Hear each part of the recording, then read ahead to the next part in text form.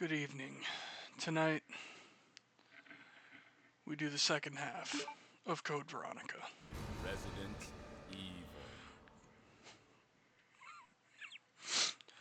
So, the first half of the game is generally not too bad, I'd say.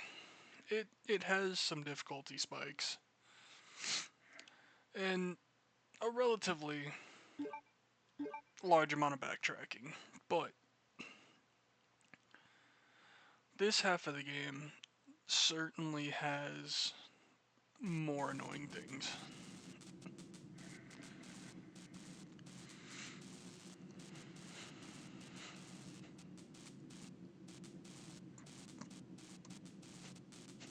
Oh. Also, apologies if I'm sniffling at all. This weather is killing me. Hey, wake up, Steve. Oh. Oh.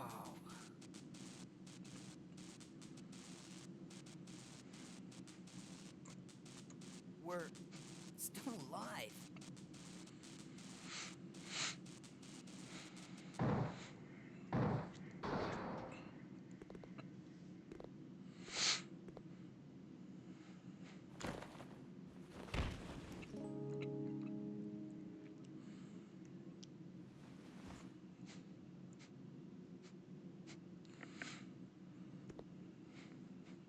I like to imagine there Thanks. was a zombie just kind of watching, waiting to play that note.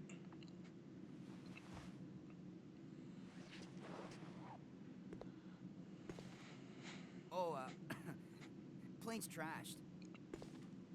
Well, let's split up and find another way off this oversized freezer. Right. Okay, let's do it.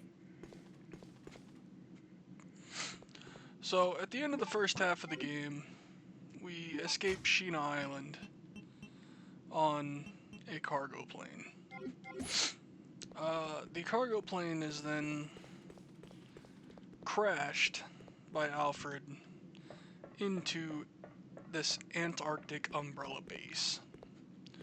So we are in a place that is cold as fuck right now.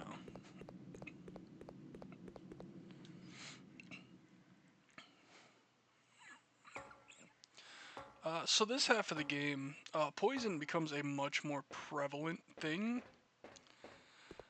This room in particular you'll just get poisoned a lot in it, and you just kind of have to deal with it.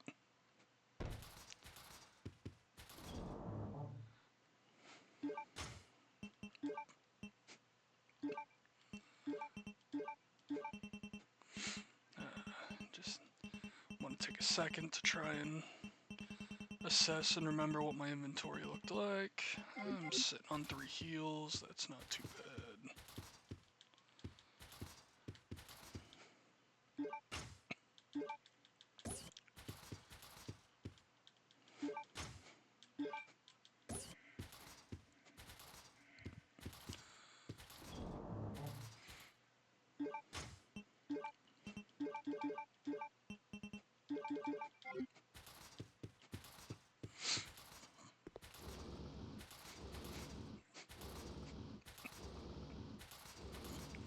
No, not very well disguised hidden area there.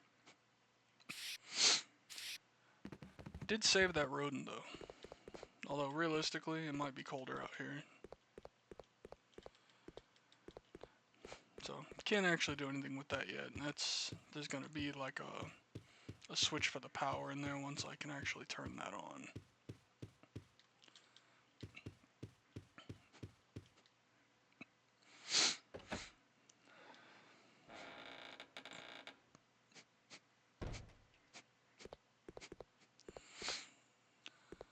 Oh.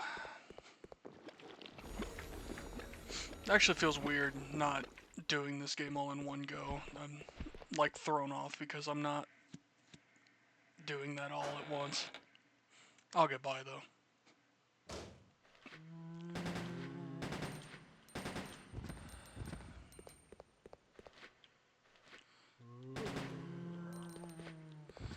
So, as is tradition with these games, new area means new spawn of zombies. So this is a lockpick thing that I always miss. I had no idea this was here until the most like recent playthrough of mine. And it has shotgun shells, which Claire can't even acquire. Those are a Chris item.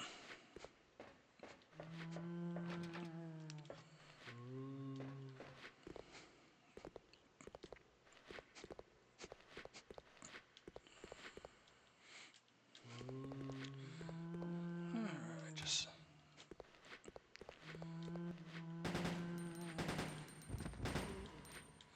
I just need to remember my order of operations here.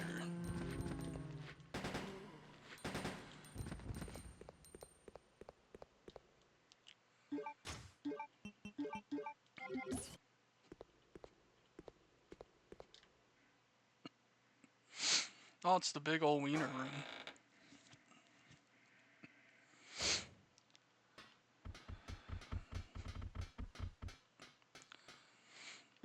So another aspect of this area that kind of sucks is until you get the power on, you cannot see shit.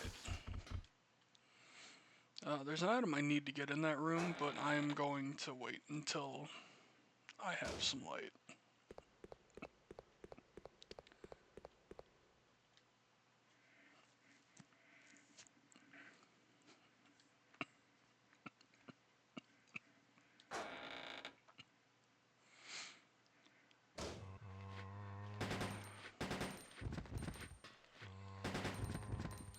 It's fucking dark, dude.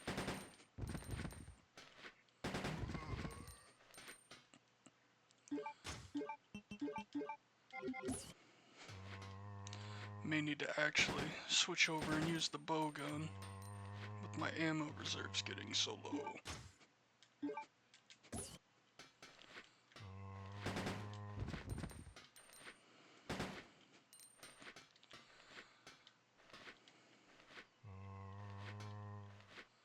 So there's a weapon I can grab here.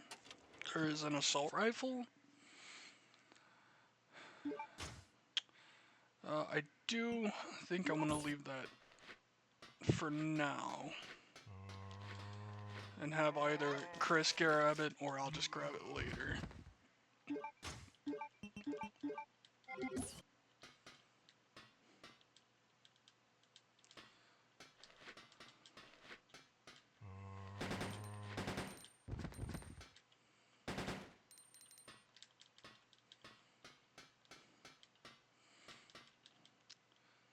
Oh, this section is so cool right now when you can't see anything. So if I had the lighter, I could use this detonator.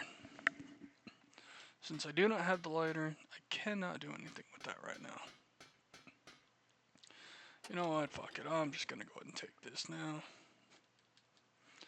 I gotta quit being such an indecisive dumbass. Oh, achievement.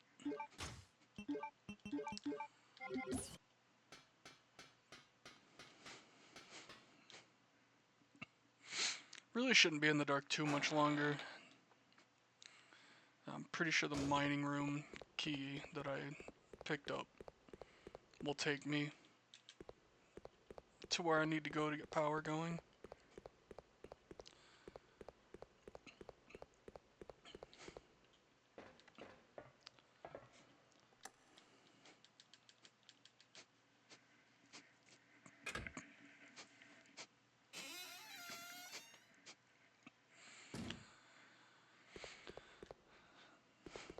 So this game features probably my second favorite, like, bioweapon in the series.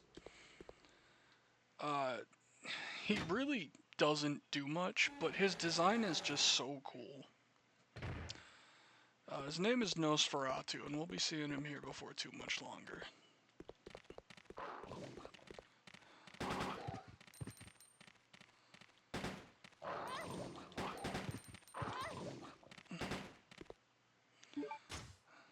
Okay, my health isn't quite as low as I thought it was.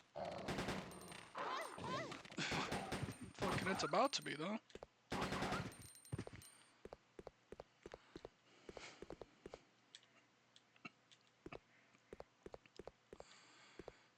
brain is telling me there's a third dog.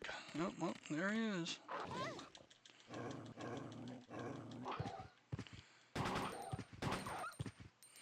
And you know when you're right about something and then you don't want to be?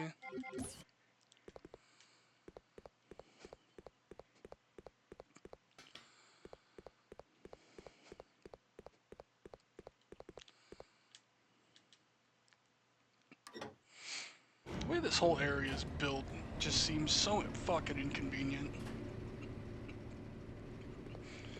Like, for Umbrella developing bioweapons, they seem like a bunch of dumbasses in terms of, like, architecture.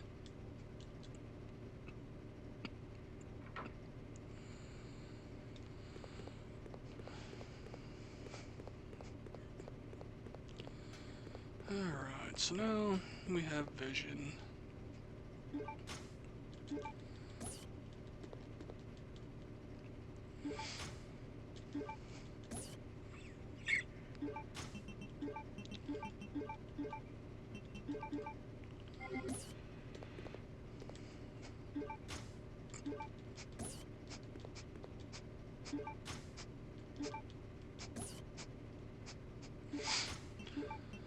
Never really understood why they'll sometimes do, like, 2 ammo boxes right there. Like, why not just give me the ammo of 1 box in 1 pickup? Like, I guess in the very rare instance where maybe I have a stack of 250 and a second one would have taken me over that stack, but, like, I just can't really think of too many practical usages where, or practical situations where you wouldn't just want both. Alright, I'm gonna take it back into the spider room.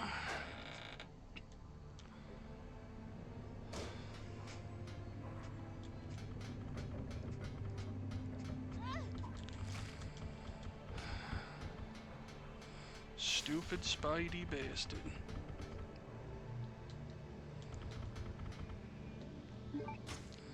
So this is what I need. I needed a barcode. If you ever worked shipping and receiving, because well, today's the day.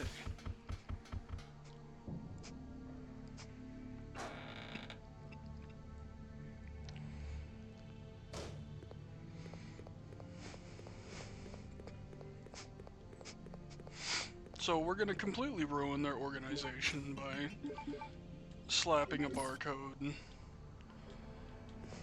onto, like, the wrong things and sending things to the wrong spots. Just being a real fucking menace.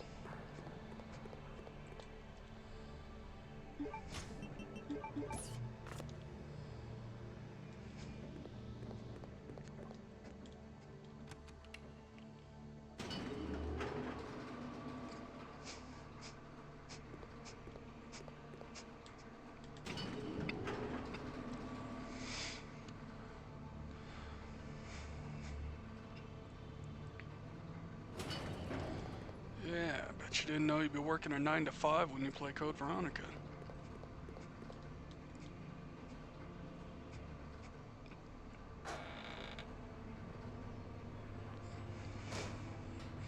So the first thing that did was put some big ol' wiener gas in this room, which opens up the emergency hatch for the gas mask. Now, why I don't need to wear the gas mask in here, I guess the gas only affects BOWs.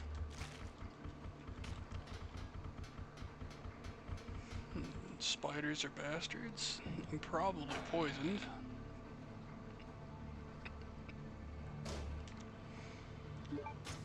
Huh? Shocking, actually. The poison rate in this game feels high. I don't know if it's just because there is just a higher number of enemies that can poison you, and it's just all a relative thing.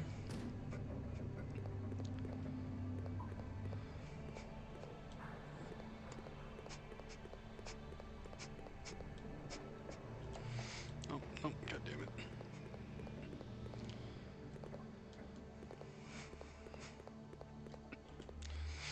So now I need to go back and visit the room where I got the AK. That is where we sent the second box. Actually, I don't even think I need to. I think this is something that will be done later. But I'll double check anyway, just to be safe. Yeah. So I mentioned in part 1 you need the fire extinguisher later in the game. This is where you need it. In order to get the Magnum over there, you would have needed to have taken the fire extinguisher out of the item or out of the like metal detector storage, and your brain will just think that you don't need it anymore, and it's a waste of space. But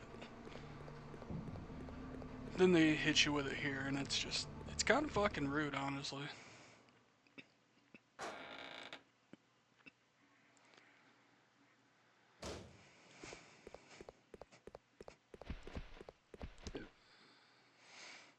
So many moths.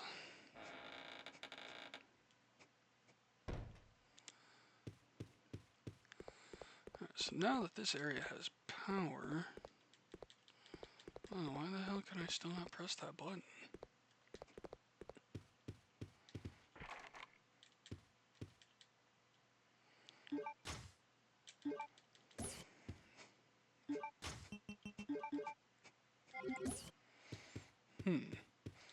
I'm legitimately confused.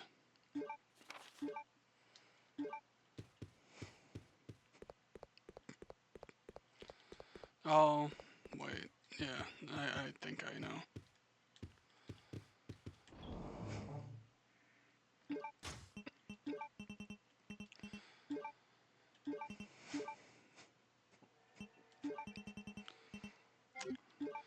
I'm gonna drop off the handgun. I just do not have the ammo to warrant it taking up the 2 spaces. And while the bow gun sucks extreme asshole, 300 arrows will kill something eventually.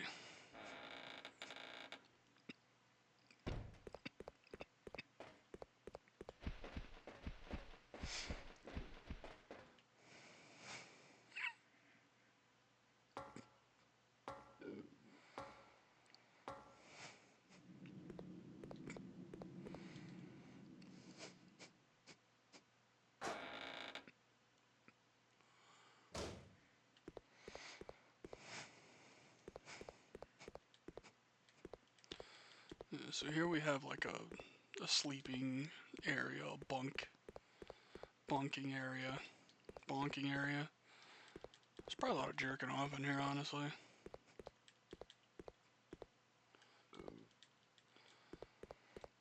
There's actually a fair few things you can grab in here, but you just can't grab them yet.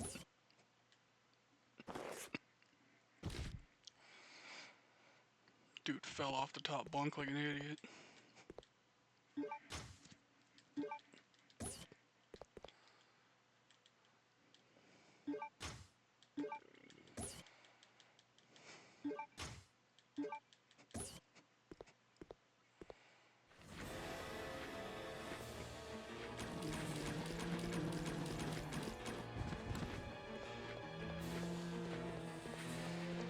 Like, I feel like the bowgun's lack of damage wouldn't be so bad if, like, it stunned them in any way. Like what the hell? I'm not shooting arrows at them. Like, I am shooting fucking Nerf darts.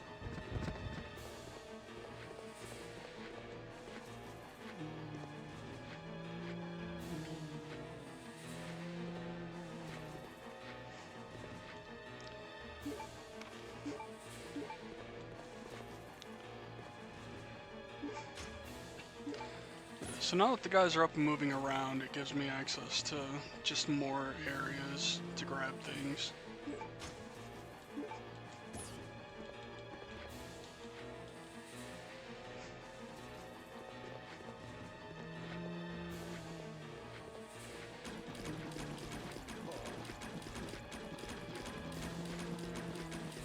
Like, just look how pitiful this thing is. It's such a downgrade from the RE2 bowgun.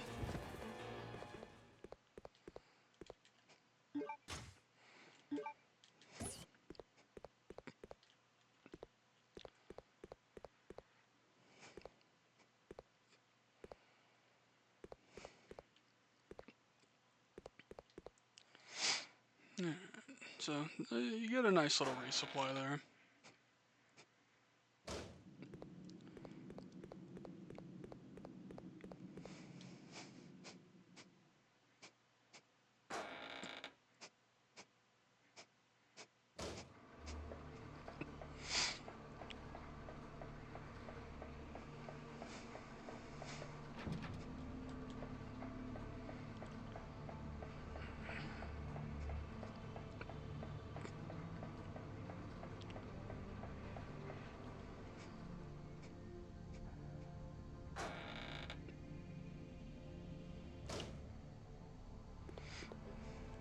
This man is in like horny jail or something.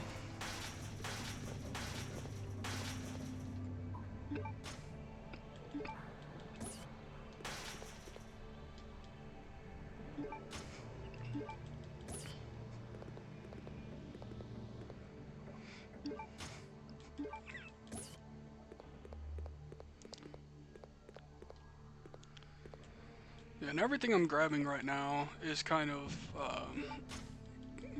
the point that I had made when I went through the first half a couple of days ago. Is people think this game really like starves you on supplies, but if you're thorough, you will have plenty. This is just a game where the stuff isn't blatantly as obvious.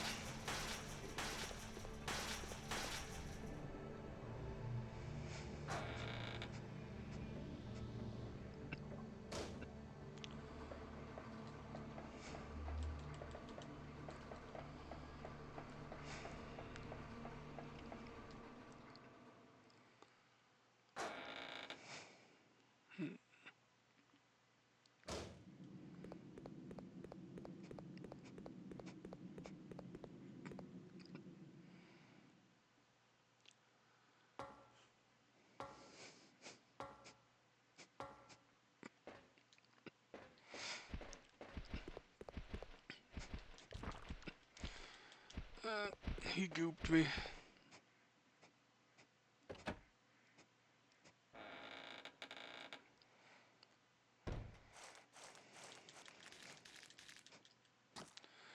Yeah, they still hatch and damage you, and potentially poison you, even if you screen transition. So that's fun and exciting. And doesn't make them completely fucking insufferable at all. No, I really hate the moths in this game. They are dicks.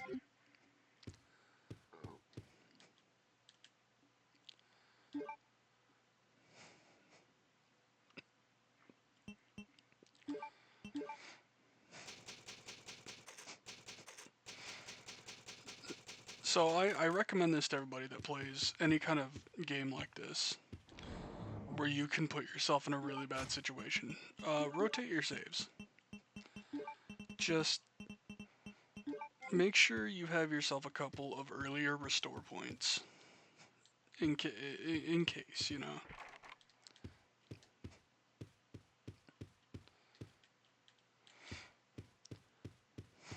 It's like right now I'm not really actually kind of concerned I might have fucked something up by opening this locker early, because I'm pretty sure oh, wait. Okay, I guess I just never had quite landed on the right pixel. I knew what I was trying to do. So there's Nosferatu. He's fucking rad.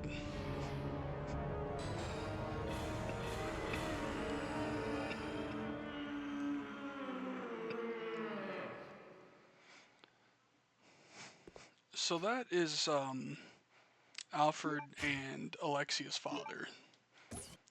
They experimented on him, and, well, he became that. You know, realistically, it could have been worse.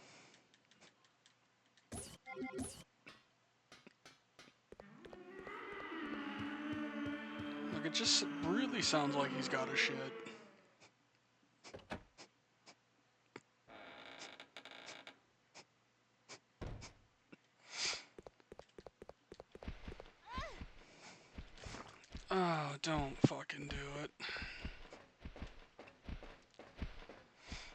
One thing I've never understood, and it might be explained and I don't remember it, is what the semblance of the axe is. It's not like a thing Nosferatu uses.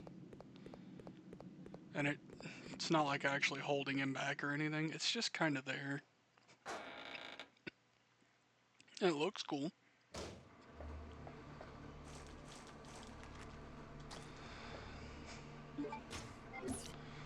Okay, if I would have been poisoned, I would have been upsetty fucking spaghetti.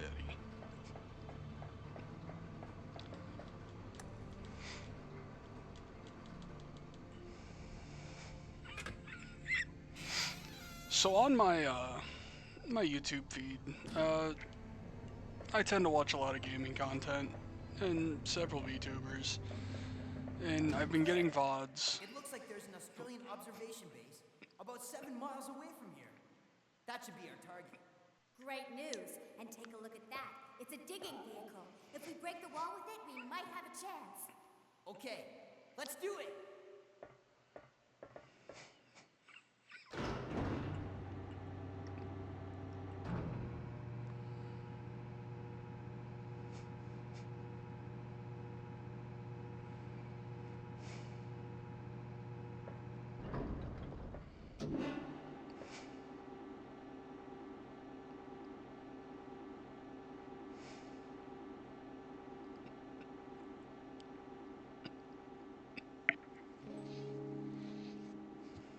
Steve, watch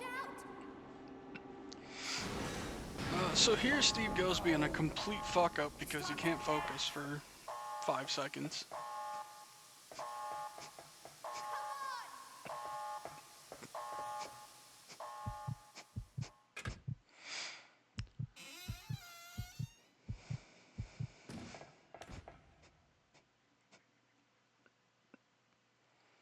It's all my fault.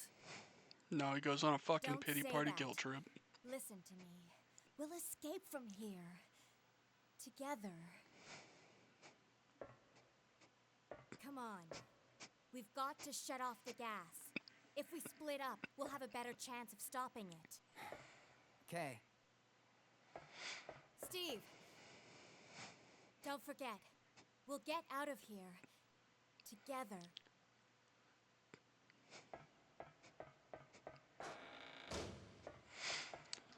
Luckily, I already have the gas mask, so I don't have to worry about backtracking.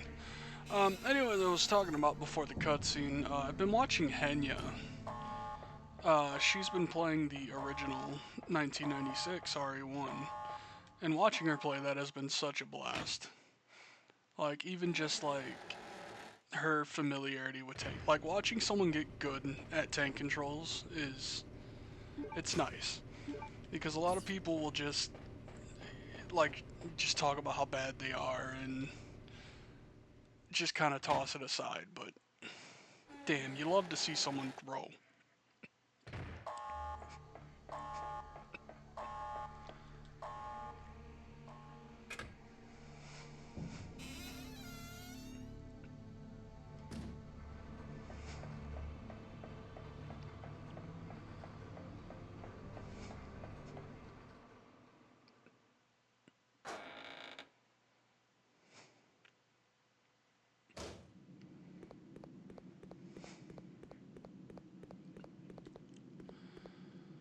Um,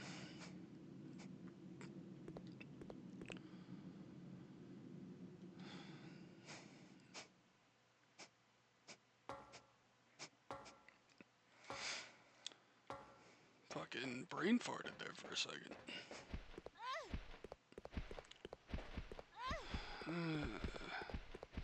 So they give you blue herbs here, luckily. And if they didn't, I would... I'd be so unhappy.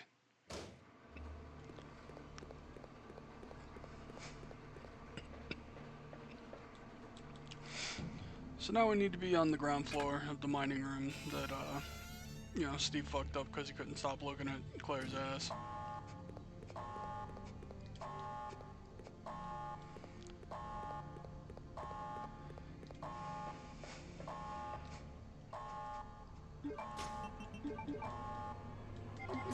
Oh, wait. Yep, I fucked up.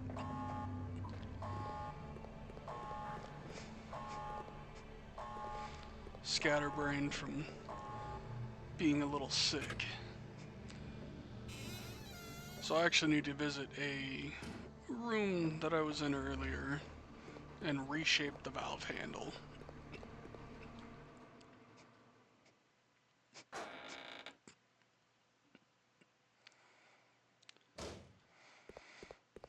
You know, we don't live in a world where you can just cram the circle into the square hole.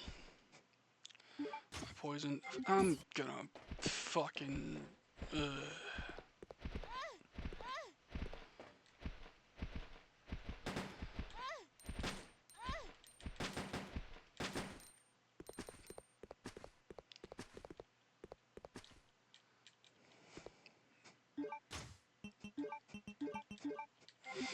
So the reason I don't typically shoot them is I'm pretty damn sure they respawn.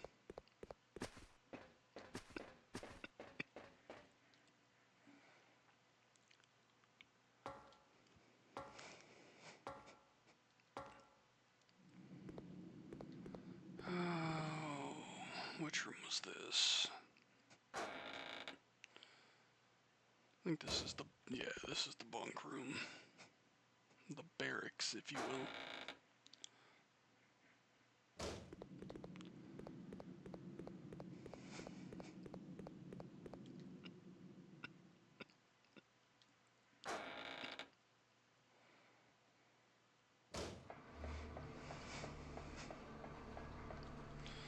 Get to go visit the guy in the cut cage again at least. He's probably lonely. Poor fella. So this machine here is what we're looking for. We need to reshape the square valve to have an octagon. And got an achievement.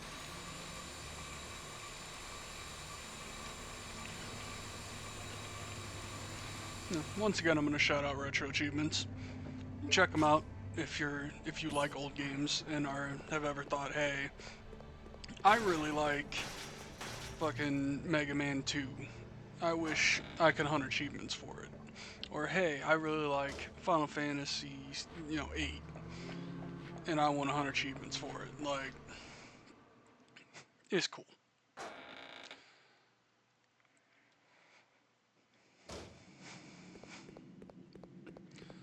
So, as we now have a progress item, world state has changed, and therefore we got some new enemy spawns. It's just a refresh of zombies on the lower floor.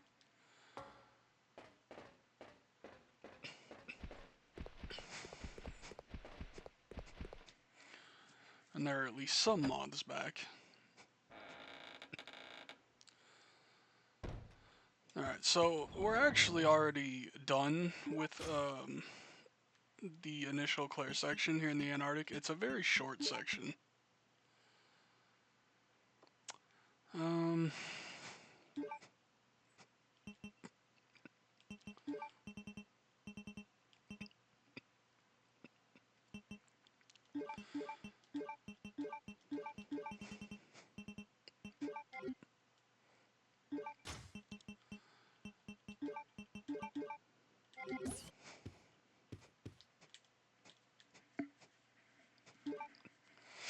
Not particularly worried about the boss coming up, but I don't want to just not have the supplies to deal with him. So I knew a pretty good strat to kill this dude with just a knife.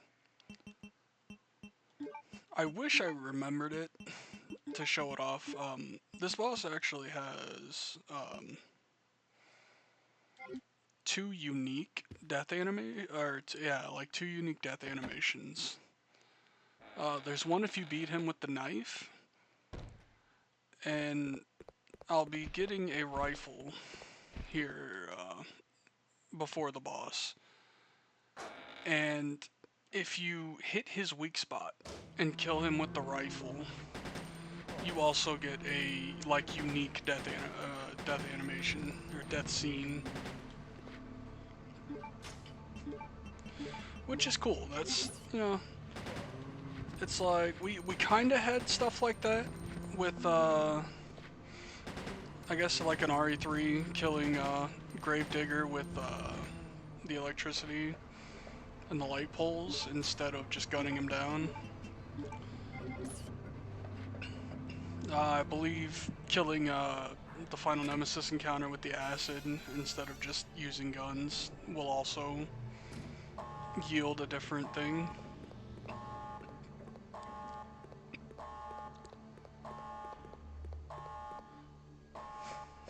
This alarm is way worse than the one on Sheena Island just because that one had moans.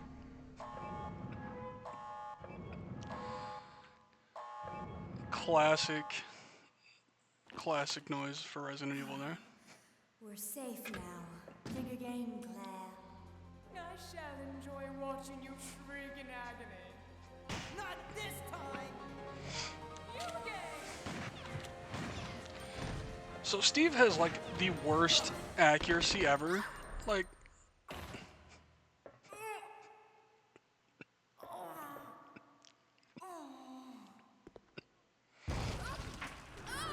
he point blank fired 2 automatic guns and didn't do fatal damage.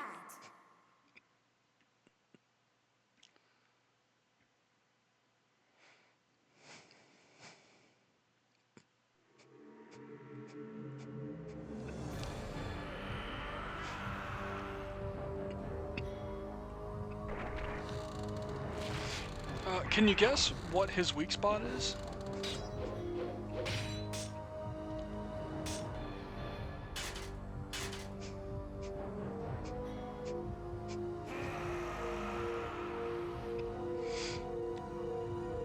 Like, Dad knows that his kid is just being a shit right now, and he is pissed. I also have no idea why Nosferatu gets freed there. Like, nothing particularly happens.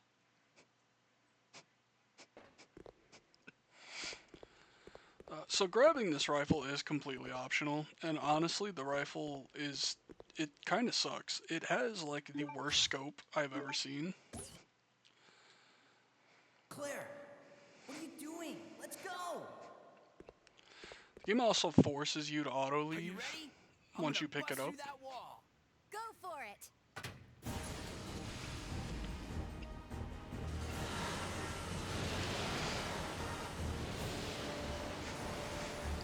Like, I'm gonna attempt to use the rifle for the kill, but the fight area with Nosferatu has very bad visibility, and the scope sucks ass. And I believe you only have 7 shots, and I think 5 of them have to, like, hit the exposed weak point, which sounds not too bad. But he's also constantly, like, spraying piss everywhere. Claire, maybe we can escape through there.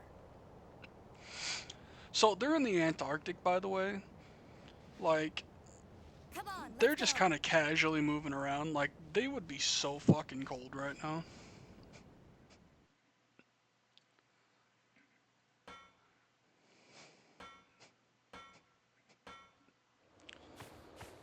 Claire, come on! Finally, we can get out of this insane place.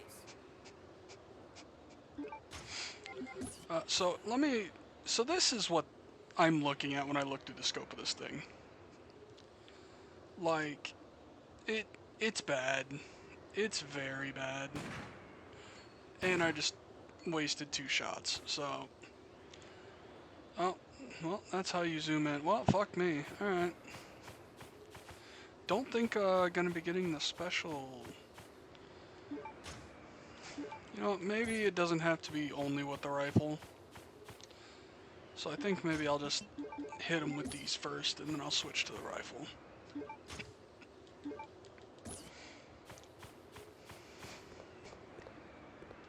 Okay, let's go.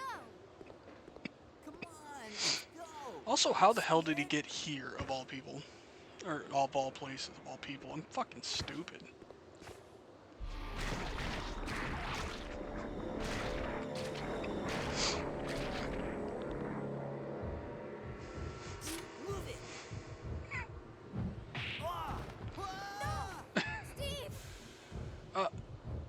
So similar to the fight with the tyrant in the cargo plane, you can be knocked off here, Hold and on. if you Wait for do, that it's hunter just to an come back. instant death. Claire, forget about me.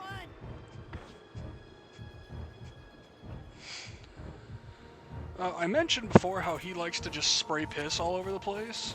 The piss he sprays can poison you, and if you get poisoned, that is, I believe, another factor towards getting an S rank in this game. I mentioned the first part how getting an S rank in this game is really like specific and kind of arbitrary on things. It'll also add an extra step of things to do later if I get poisoned.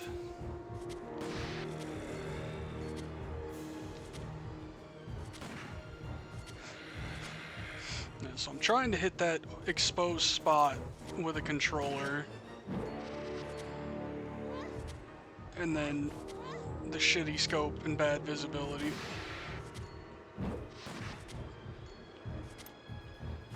Okay. Fortunately, didn't happen.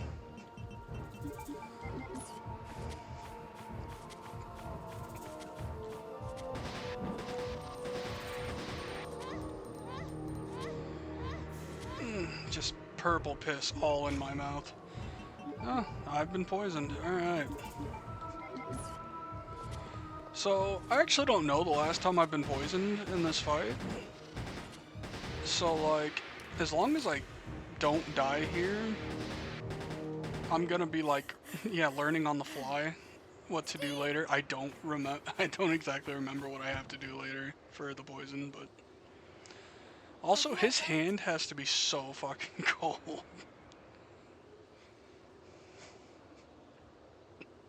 Claire, you're alive. Like, they're so casual about this, but you know, maybe someone can enlighten me. Like, what's the average temperature down in the Antarctic? Because I can't imagine it's very high.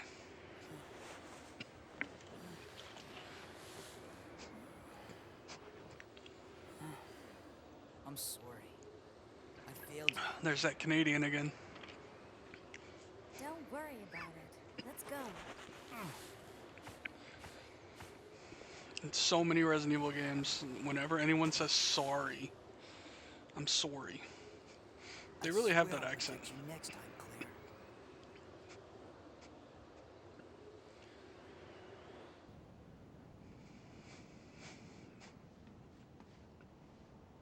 We did it! We're finally out! Look, there's a snowmobile over there. So, I don't think that's a snowmobile. We'll be able to ride right over to the Australian base with this. Yeah, let's go. Like, that just kind of seems like a truck. Fucking truck boat truck. I won't forget about this, Claire.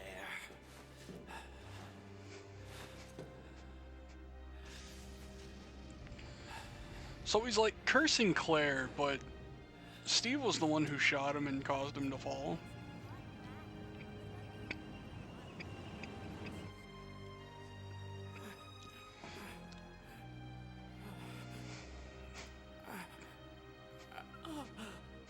Alexia.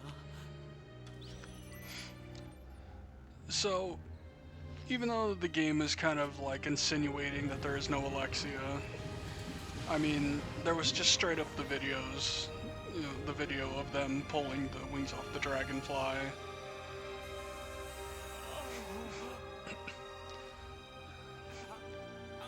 So, Alexia has been in stasis for, I think it's like 8 years. She experimented on herself, and her body essentially needed to incubate. Alexia.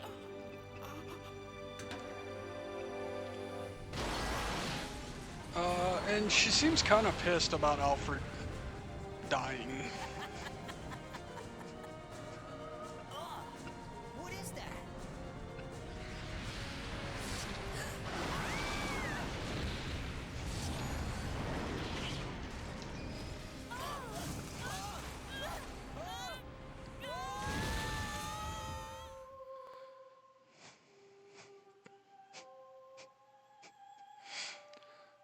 So, in all of the RE universe, Alexia has some of the coolest abilities.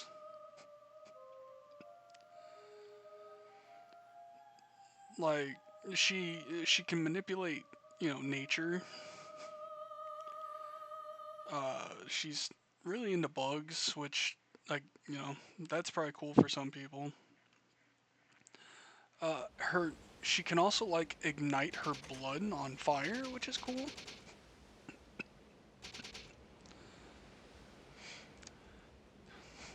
Following up So, on a lead given to me by Leon has brought me here.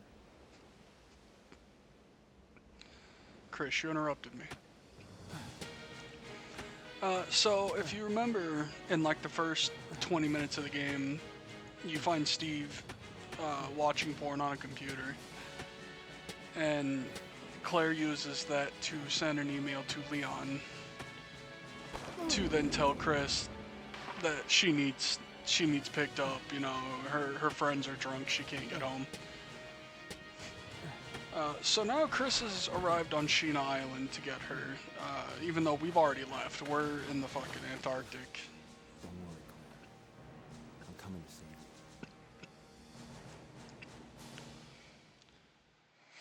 But this was a cool thing, like, when you play the game for the first time. Like,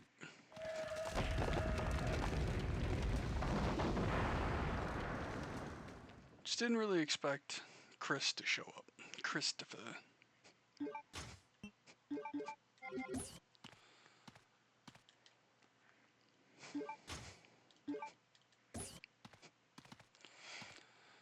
Alright, so that sound and whatever that we just heard. I didn't expect to find another living person left on this island. Who are you? There's I our came friend here we looking for saved. A certain girl. A girl? Have you seen anyone named Claire Redfield? Did you just say Claire? You know who she is, don't you? Don't worry about her. I helped her escape. Several planes took off from this island not long ago. While I can't say for certain, she was probably on one of them. I see. I guess my sister owes you. Thanks for helping me. Everyone's gone. I may be the only other person left. Go on. Follow your sister and get off this island.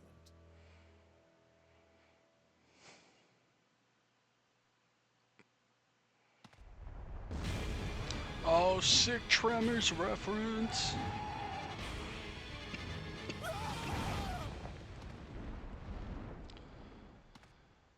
Our friend has now been grabbed by the graboid.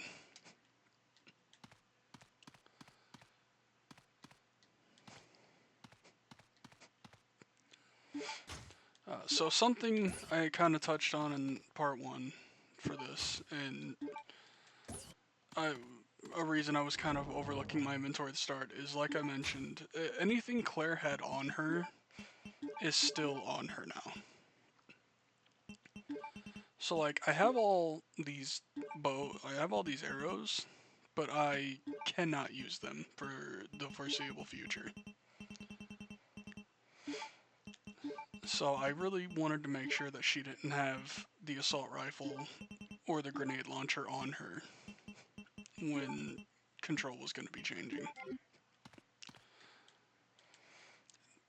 That's one of the shadier parts about this game is if you don't know when the switch is going to happen and you just have one person stacked, the other person could just be fucking living on hopes and prayers.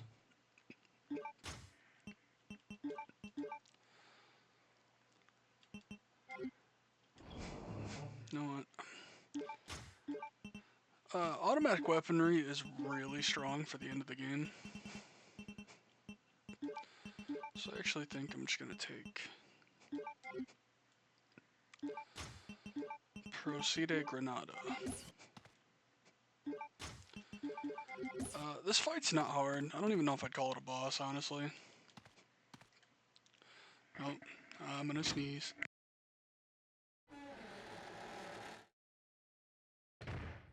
All right.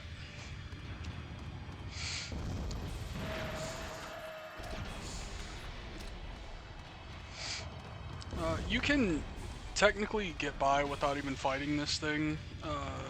There's an elevator that you have to use to leave this area, and you could hit the button and just kind of wait it out. Chris, you didn't aim at the angry worm, you dumbass.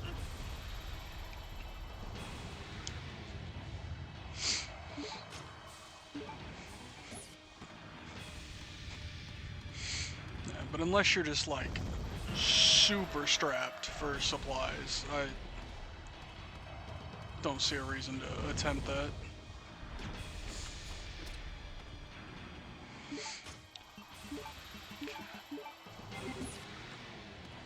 Don't want to use up all of my acid rounds here.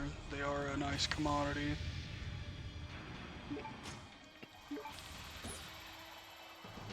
So since this thing is a graboid, it does have the ability to like eat and kill you at a certain health. I don't remember what that health amount is. Probably could have done it from there, honestly.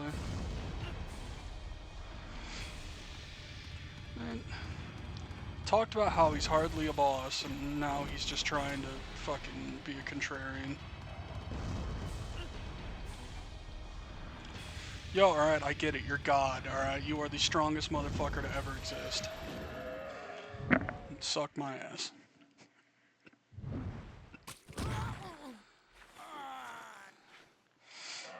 That man is just covered in juice.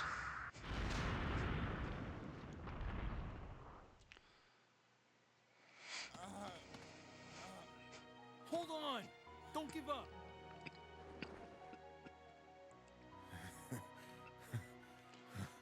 Looks like I can meet my family again. Here. Take this. What? She gave this to me as a token of thanks for saving her. I won't need it anymore. Take it. And we have now roundaboutly gotten the lighter to Chris. They also try to make that really emotional, but that character is just so minor and you see so little of him that I don't know. I don't really see how there could be any kind of connection. Like, I think he's a cool character, don't get me wrong, but like, I don't know.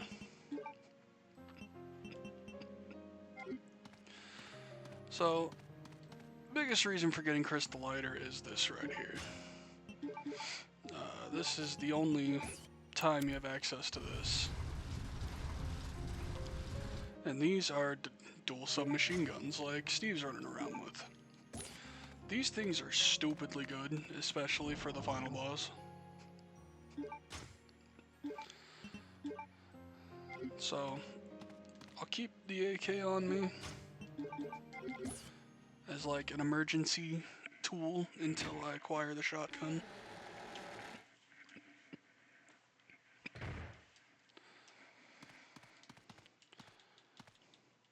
He is not breathing anymore.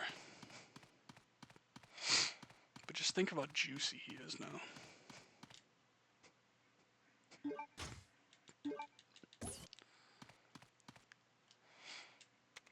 So yeah, once that encounter starts, you can come over here and just hit this button and then have to run around for a few minutes until the elevator gets here.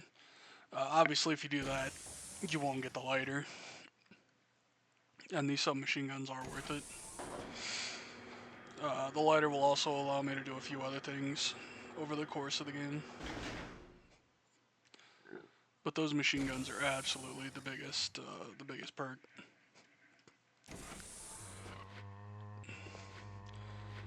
And now, we're back where Steve was crying about his dad.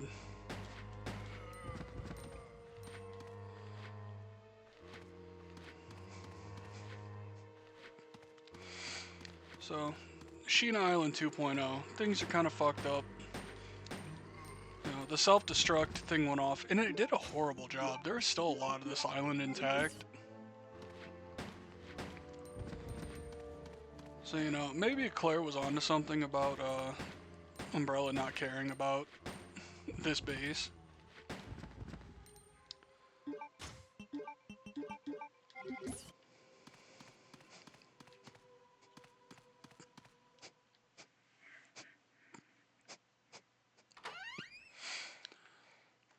Luckily, we will get to see some new areas of the island instead of just, you know, retracing the same steps. So we learned in a cutscene before that you just push this button and this tank will move. Which seems like a safety hazard. Like, if anyone can just push that button and have an active tank, it's fucked up.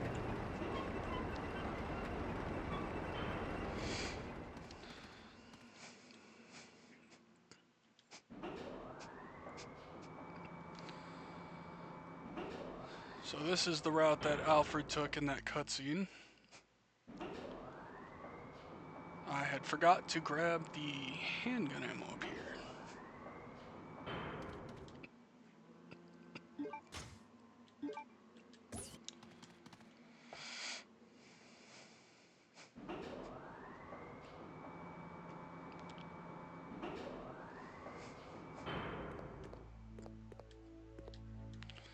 There's a manhole. Get the sounding rod.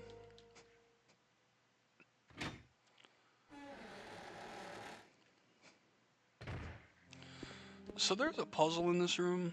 It is completely optional and does nothing for the game.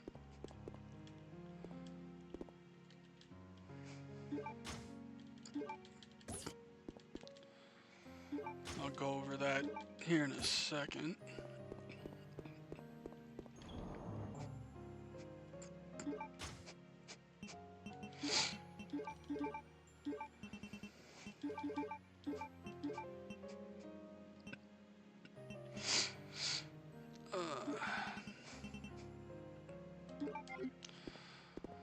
Boy, oh boy, Chris, I wish you had more spots already.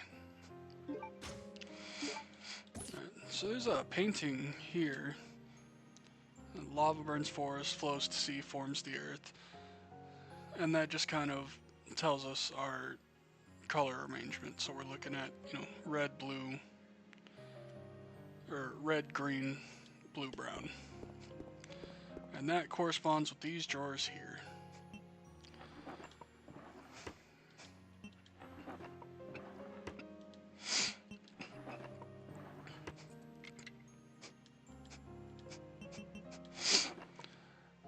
And what that gives is one of the Luger replicas. Just a single one, though. So, this item does nothing in the playthrough.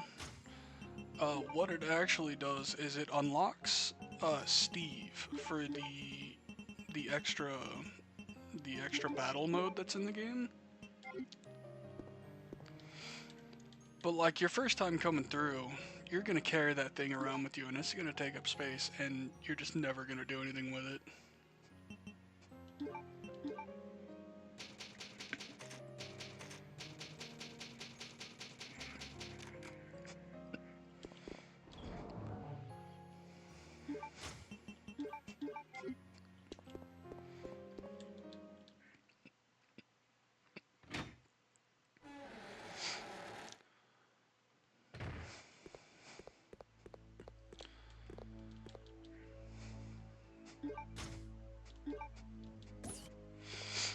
So this is our ultimate goal, is to get in that room.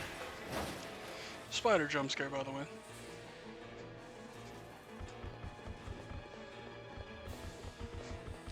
Fuck off, little man.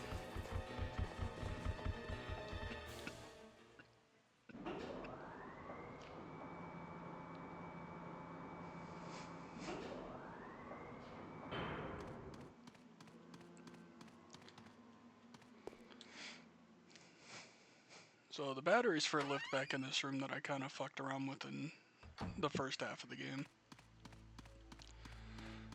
But because I was trying to jump the gun because I don't know this game as well as I know some of the other ones.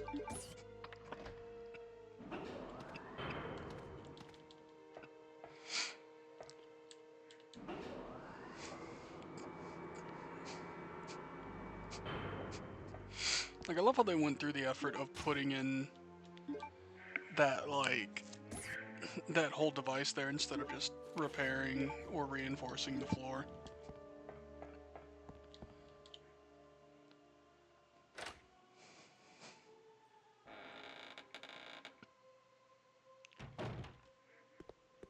There was a friendly but naive king who wed a very nasty queen. Who is that? The king was loved, but the queen was feared.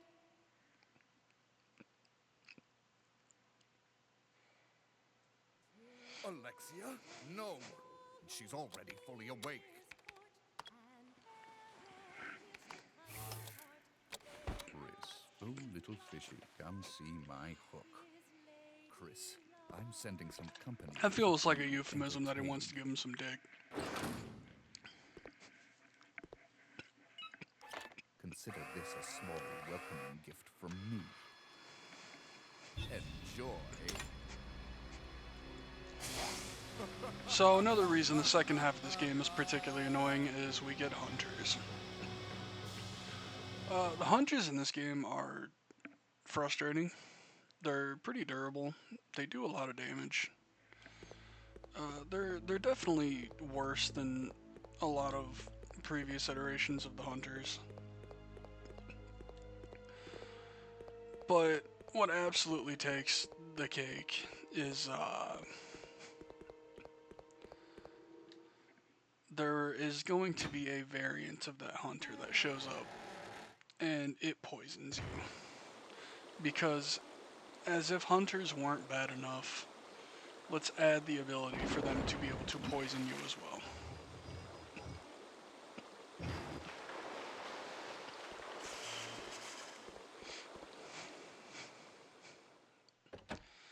So we need to reclaim that plate.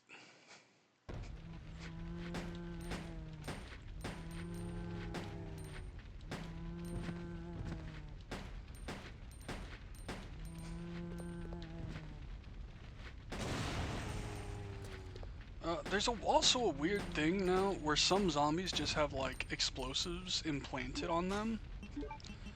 I don't know if that was like a Wesker done thing. Luckily, you do get the side pack for Chris very early. Yeah, if you don't see it there or don't just kind of click around and find it, and you play the whole thing with 8 slots, that sucks.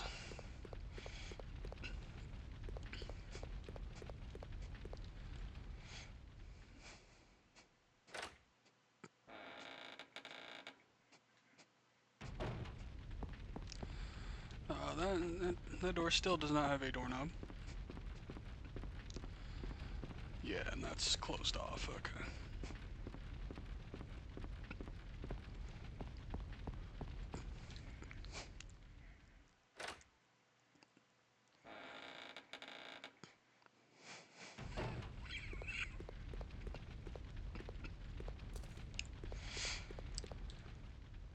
So, you saw there was a little, like, robot guy that was in the cutscene with the hunters. So, most of the time, a room won't just natively have hunters. There will instead be those little robot fellas, and they will, like, scan, and think of it like a security camera in Metal Gear Solid. Like, if it spots you, hunters just kind of get summoned to the room. So, that's kind of one somewhat saving grace, is that if you can stay out of the line of sight, you can avoid them to a certain degree. It's not always the case, unfortunately, as much as I would love that.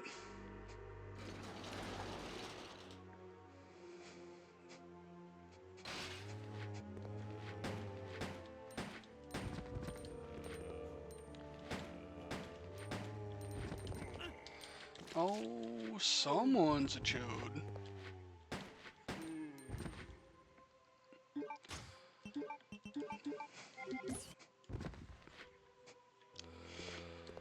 So, a good rule of thumb in most Resident Evil games, unless you're dealing with certain enemies, as long as you are not in danger, you're not really at risk of death. There are obvious exclusions.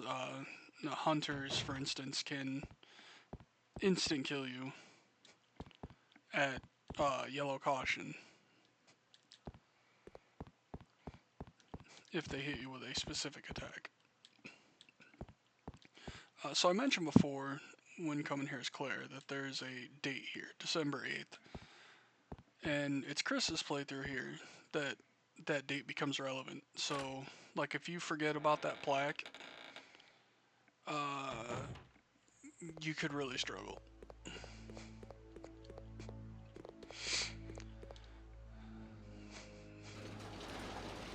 So we need to head down to the basement.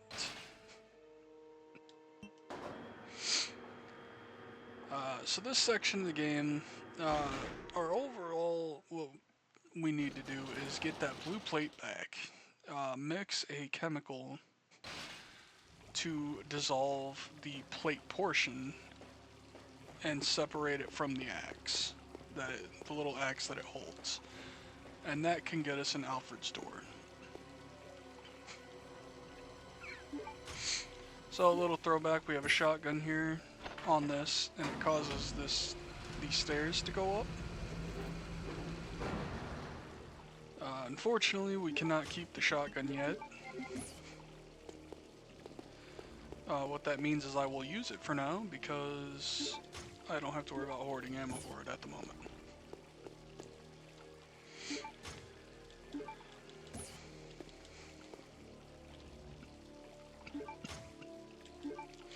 Another just kind of like small resupply right here that if you just don't really look or mash, you may not find the stuff. Also, you may not think to come over here after the stairs go up. Ooh, that's you, dude.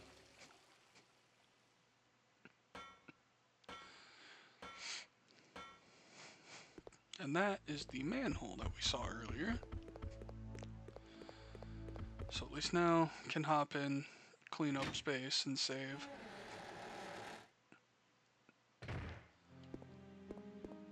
Relatively smooth so far. Definitely don't want to put the shotgun away because I will have to put it back on its hook.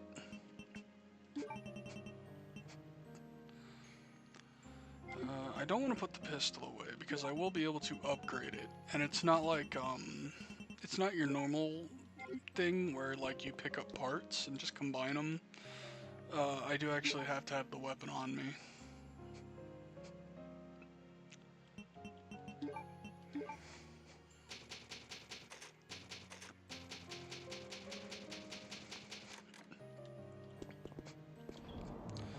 So I think what I will do is for now, I'll just drop off the ammo.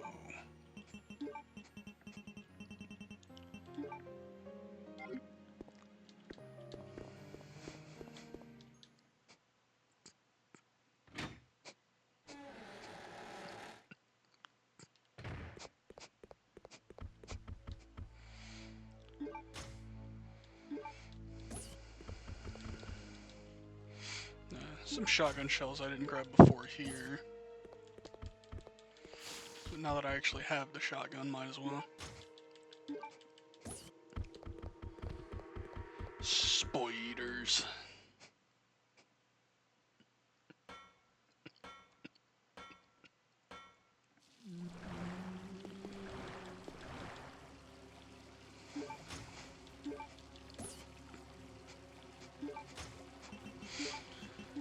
Mix ourselves a full herbal cocktail. I don't know why it turns into like a shit brown when you have everything together. So I kind of mentioned it in the first part. The shotgun is actually bad in this game. As demonstrated right there, it took 3 shells to kill that guy. You can do the aim up headshot thing. It's not like a guaranteed pop though. Similar to like in Remake 1, where it almost just kind of seemed like random when the heads would pop and when they would go down. Which is really dumb, because when I play Remake, I essentially try to just... I don't deal with like the oil and the lighter and all that. If I kill something, like, it just needs to be head off, to where I don't have to deal with it again as a Crimson Head. So there's a nice little hidey thing here. If you interact with this panel, you get some assault rifle ammo. I think this might be the only extra assault rifle ammo in the game. There could be more, and I'm just forgetting about it.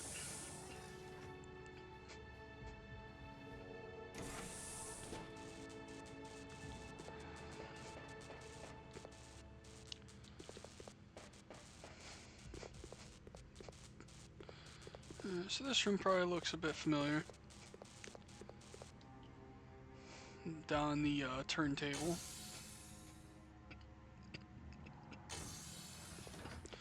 This was also a room that could not access before.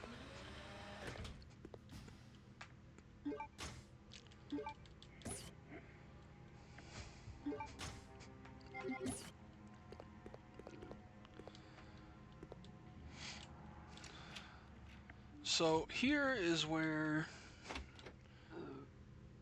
the date I mentioned before is relevant. The date is what temperature you need to set this to, because Chris doesn't know which chemical is the right one he needs.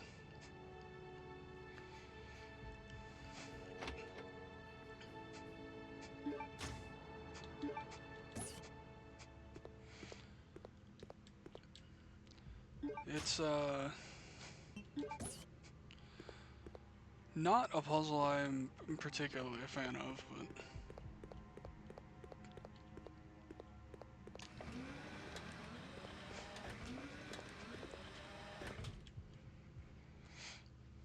I'm actually kind of confused because I could have sworn I get jumped by a hunter in there, but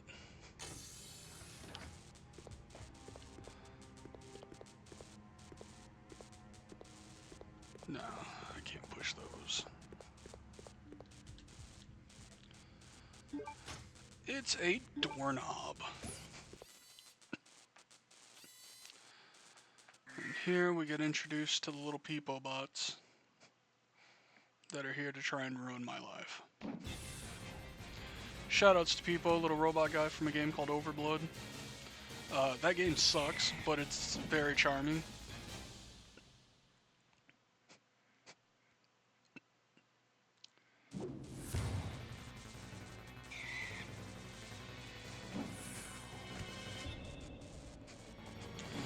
So I want to deal with these fucks as little as possible. They're just... Oh, that...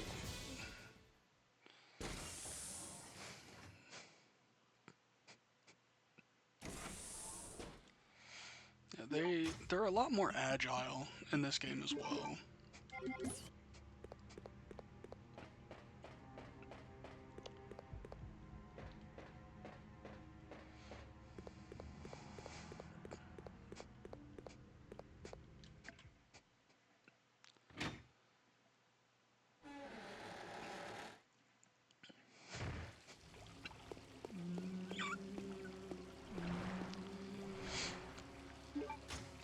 So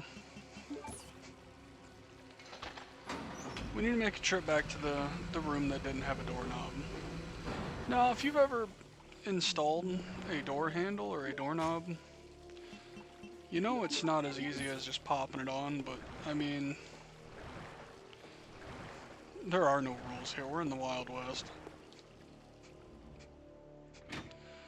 don't think I can actually go here right now.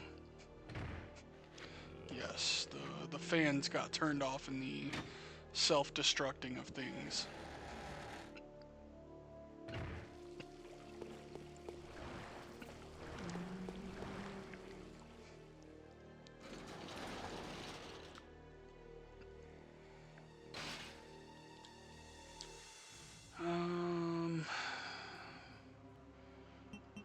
To the second floor, please. Maestro.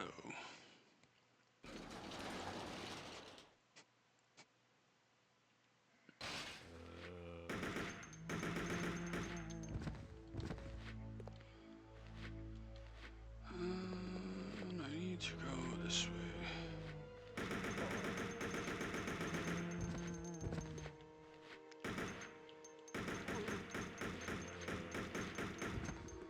So as you can see, the assault rifle here isn't particularly good either.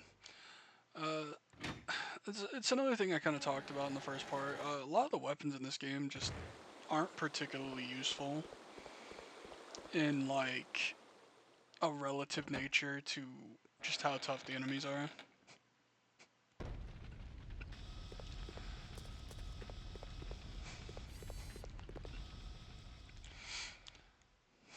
So now the bots are just kind of appearing in rooms. Luckily, they're not like random. They do spawn in specific rooms. Here we're just gonna fucking jam that doorknob in.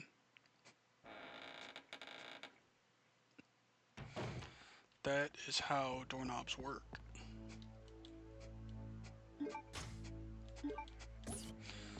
Tank object. So, in the room where I got the date, the little diorama had an empty square shape. It's one of those things that I feel like it's kind of easy to miss or forget about. But that is where the tank goes. Tank go space.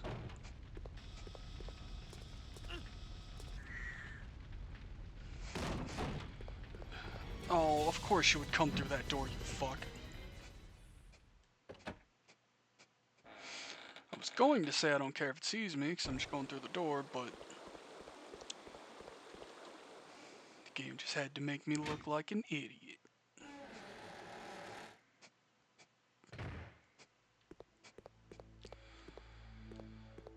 Alright, so now, if I'm remembering right, the room I'm looking for is back on the first floor.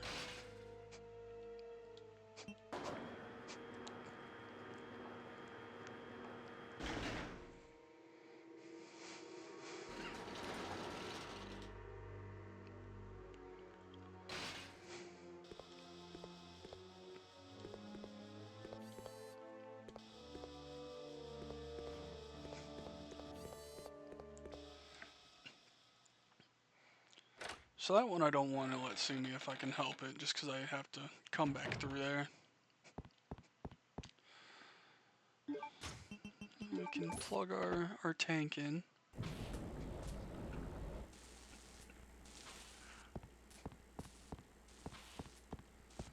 You can also see there's like stuff behind the podium there.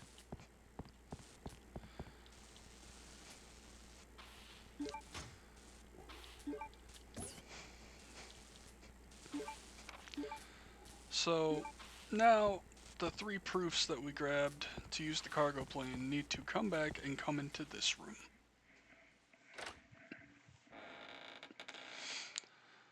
Luckily they're not scattered. They're all in the same spot, which is lovely for convenience sake.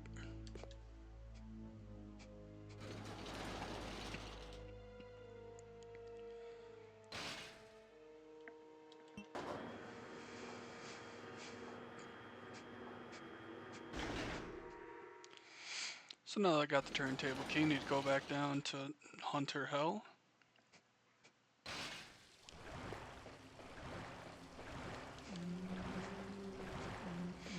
The zombies really be in there swimming right now.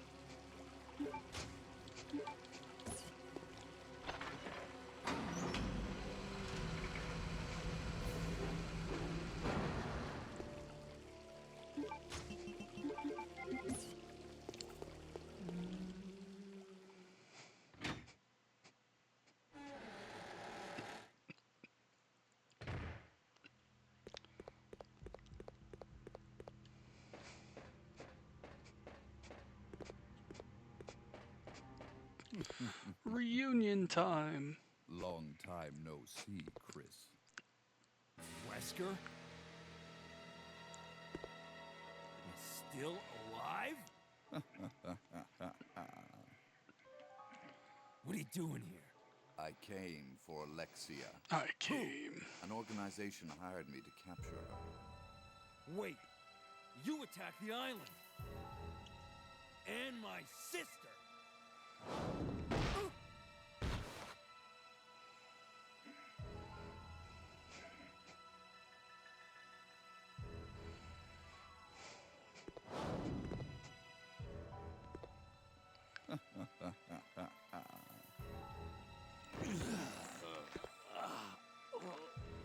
You have no idea how much I hate you. You destroyed my plans. So now I've sold my soul to a new organization. Now, die.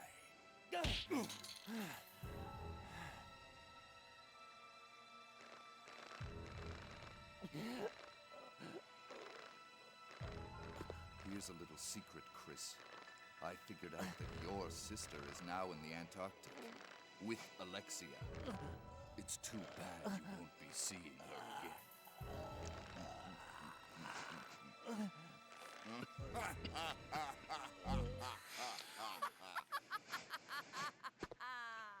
Everybody just likes to laugh. Alexia?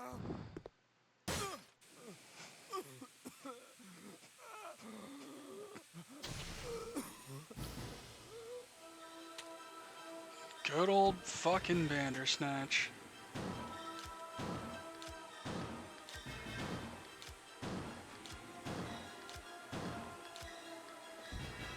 So that was an entire full loaded shotgun, and it did not kill this thing. This shotgun is fucking laughably bad. That was 8 shells to kill that Bandersnatch. Holy shit.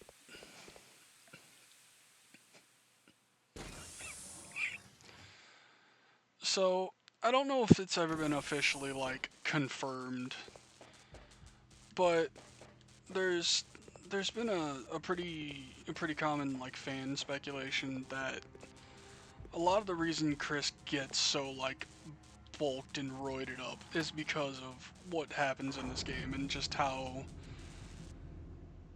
Wesker just easily completely bodies him.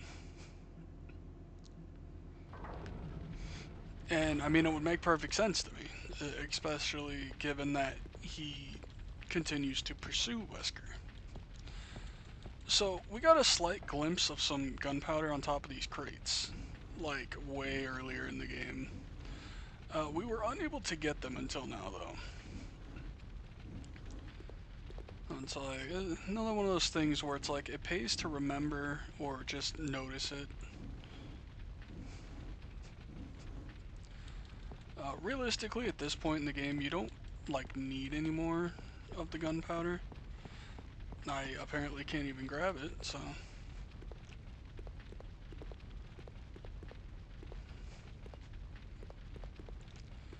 Perspective is a hell of a thing.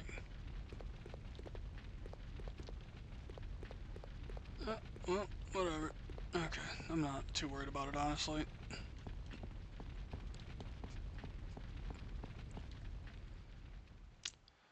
Don't actually remember if there's any reason to come in here with Chris.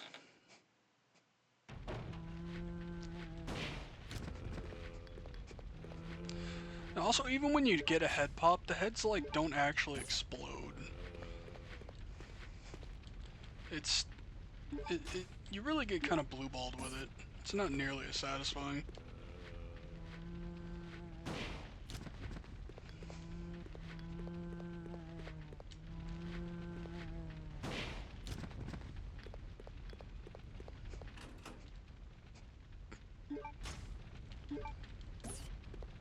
Alrighty.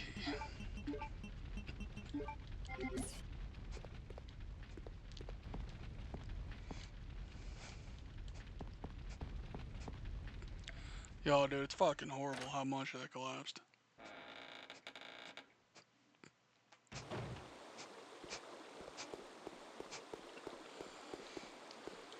So this place is relevant because this ladder here was had the switch for the fan to vent this place out.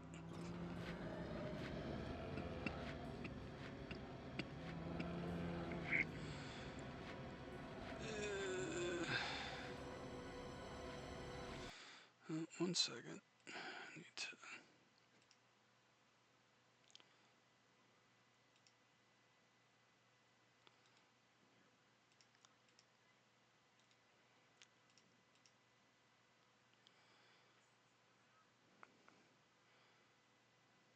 Well, what the fuck?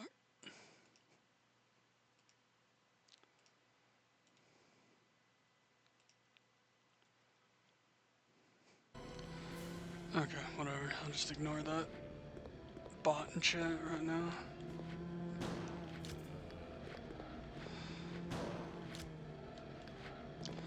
Oh, jeez.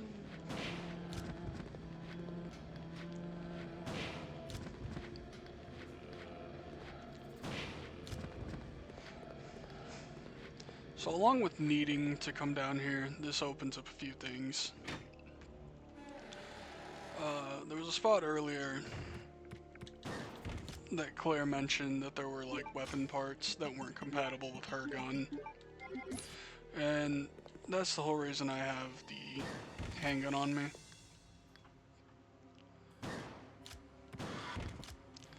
Yeah, 4 shotgun shells for a hunter, by the way.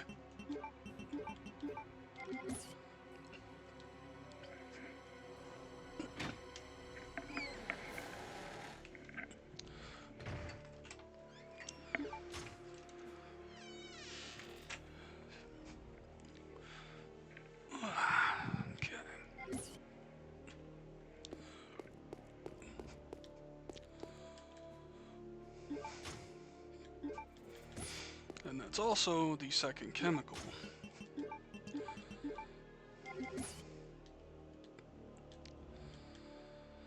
So now we can modify the Glock. It is Glock o'clock, my dude.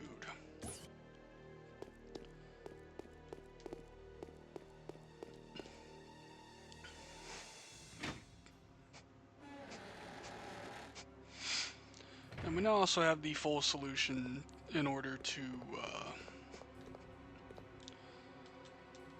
dissolve the plate.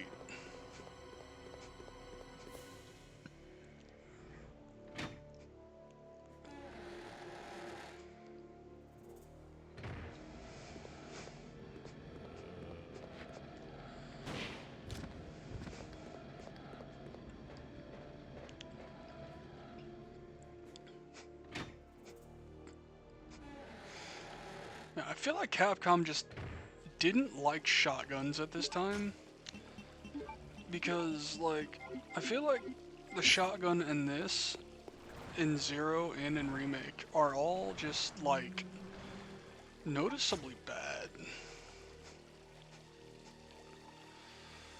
I'm trying to think.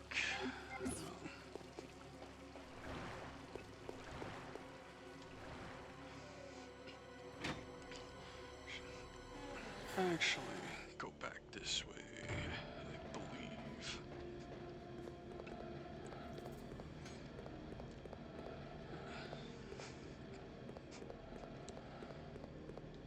So I can keep the shotgun now, don't have to worry about putting it back on the hooks.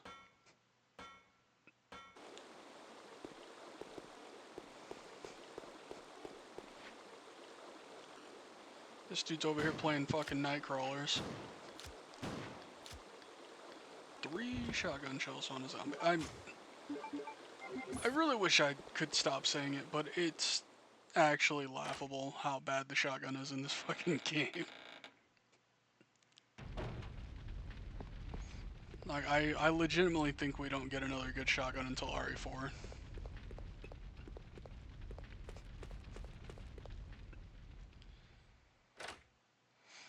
I guess maybe Gaiden, it's okay, but...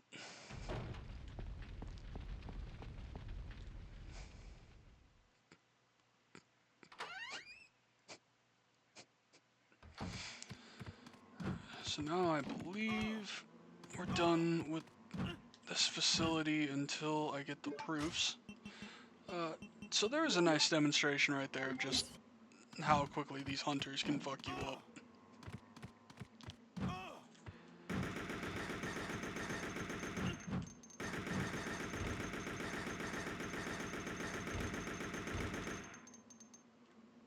That guy's not even dead, like...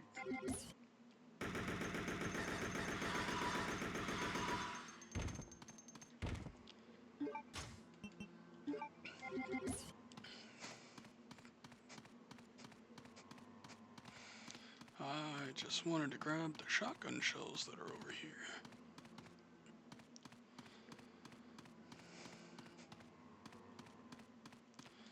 Or at least I thought there were shotgun shells over here.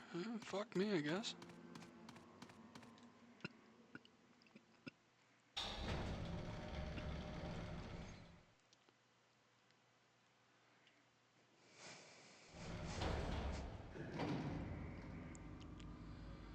So now we're kind of taking the reverse path that Claire had to take when she was moving the bridge for the cargo plane.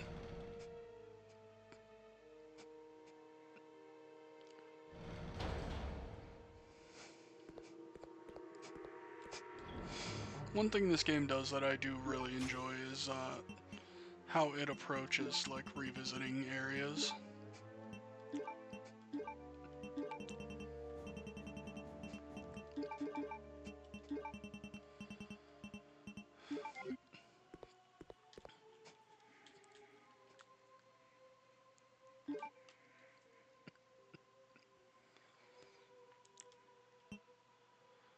I think I'll just roll with the assault rifle for now.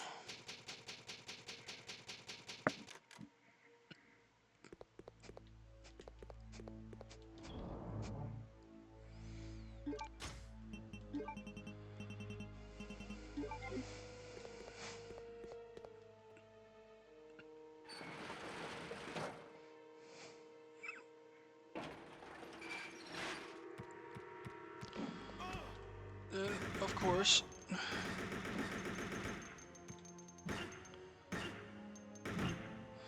I'm dead. Nope.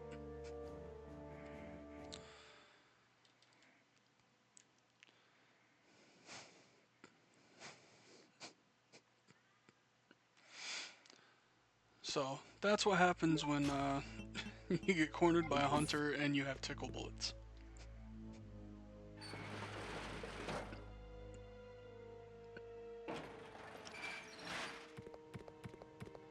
Oh, fuck off.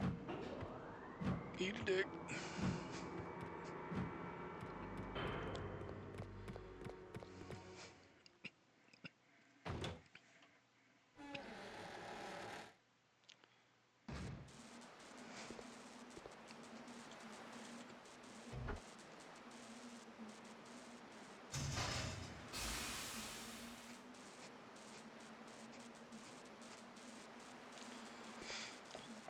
So now I have to go fix the oil pressure, and that's a little spot I pointed out in the first half, where there is a zombie hiding shotgun shells in his colon, and that would be this room right here. You know, it may surprise you that he will get up. So this is a. I mean, this is a puzzle, technically, so what we need to do is we need to get to 7.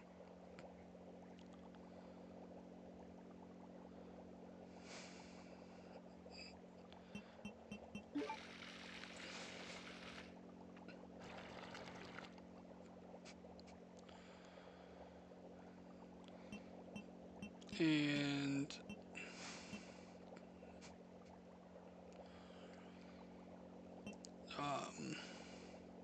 God, I'm brain farting so hard. So we need to get it to 7. That's what that line is implying.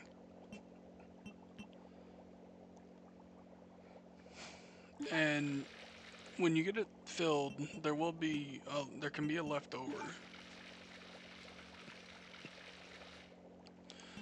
Now, I didn't do this right because I'm an idiot.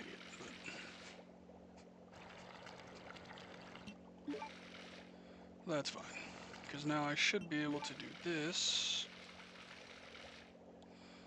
Oh, nope. I fucked it up again. Okay.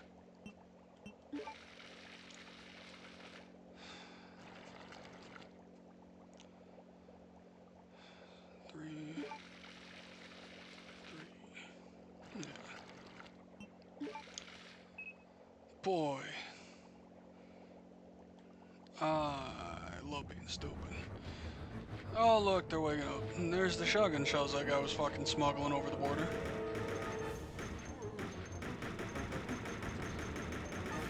Tickle these fellas a little bit.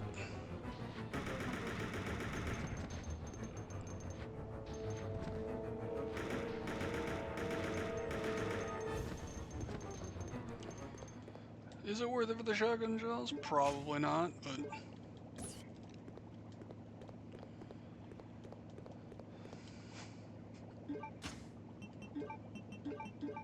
You know, while it may not kill particularly well, the shotgun does at least stun alright.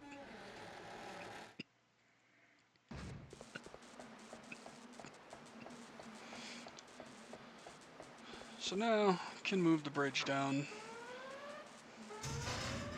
Need to get back to where the cargo plane was and get the 3 proofs.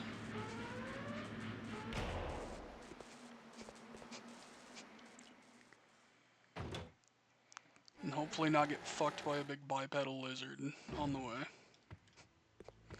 Because he's still down there. He wants to fuck me.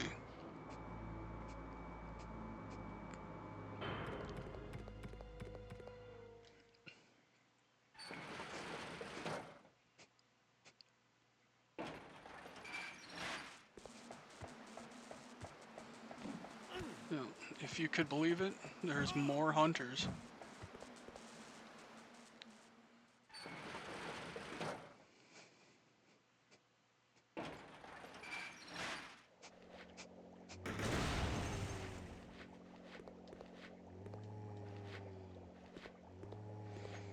That motherfucker exploded and he is like crawling at me.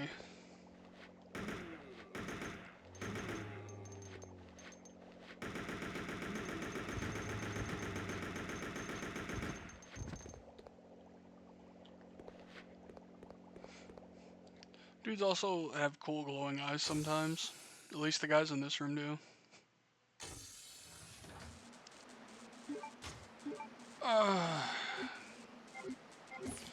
I could very well be dead here. Yep. Okay, well, tried to run with the assault rifle, but this thing just sucks. Gonna have to bring the shotgun. For at least its stunning capabilities.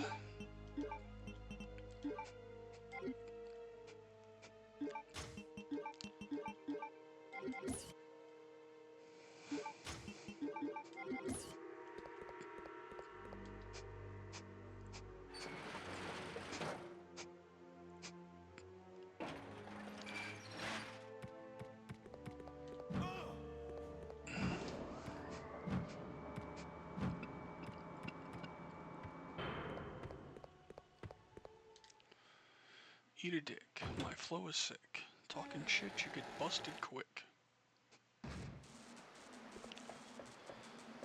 I don't actually remember if I need to interact with this before it'll let me do the pressure.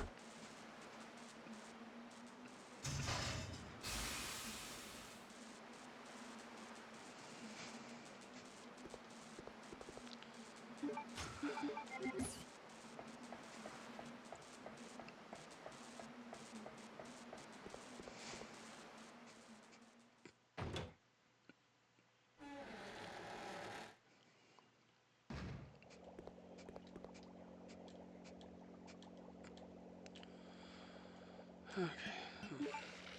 Now let me just not be stupid and have to do this multiple times. Yeah, the solution is really easy. You just do 2 3s and a 5, and that leaves 1 ounce in the 5, and then you just do 2 3s and the 5 again.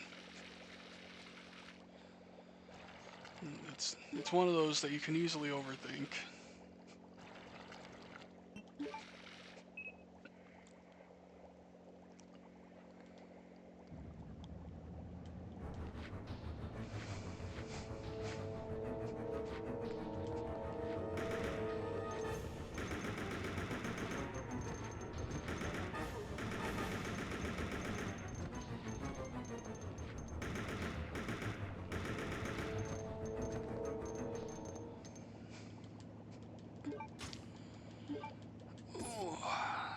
Right.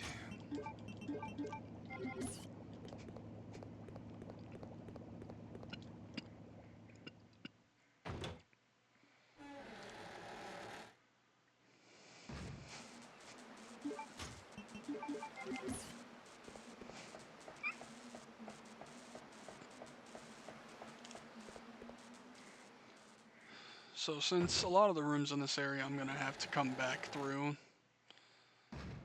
it's probably gonna be beneficial to just try and kill the hunters. This game isn't really like the other ones where you can, you know, maneuver around them if your movement's pretty good.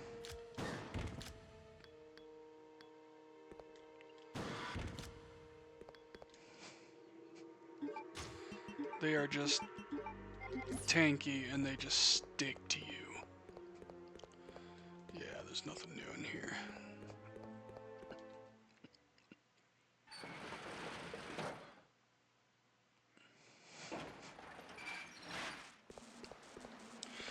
I wish to be dead.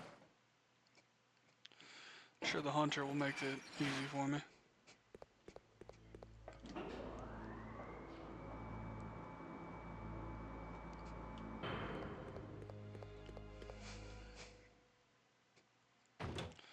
I joke. Life is mediocre.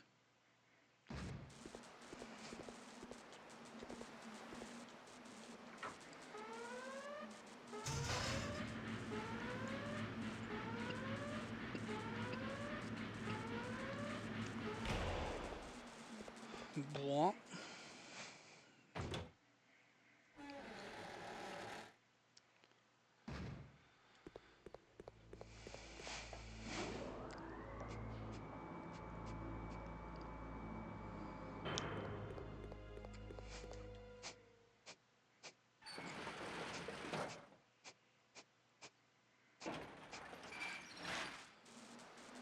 Now, I really can't help but wonder where the hell this hunter comes from.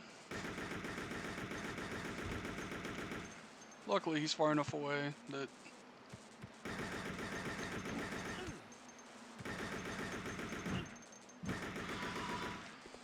Well, I mean, it could have been better, but...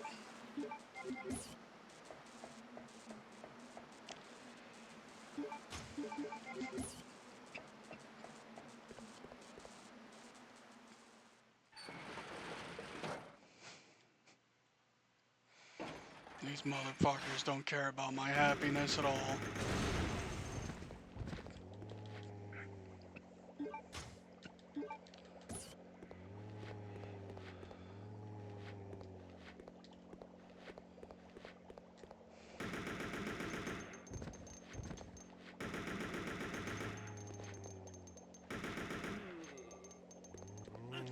Oh my fucking god, are you kidding me?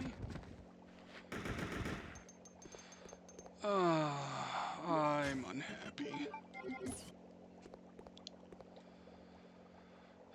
I don't think going the other direction does anything for me.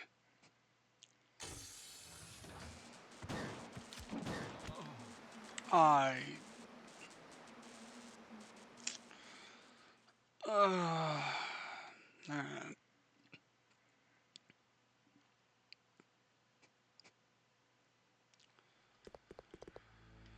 Well, now that I'm just making myself look like a fucking fool.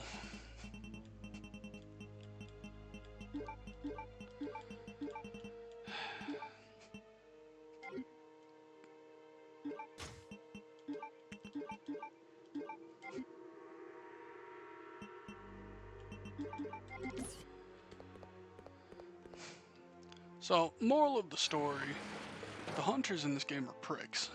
This is easily some of the just most annoying hunters in the series.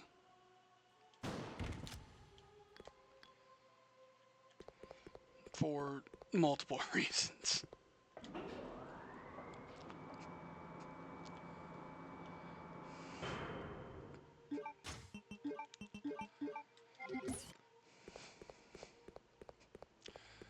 I am gonna use a bit of fast forwarding here, just since we've done this part a few times already.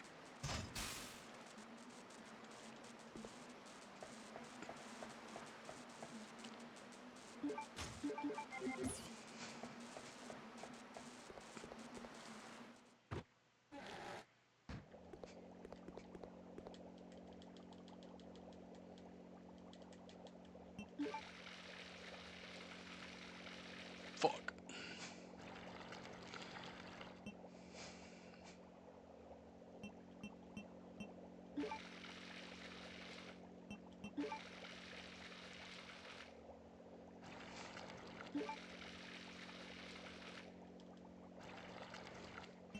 It's like I still could have done it the other way.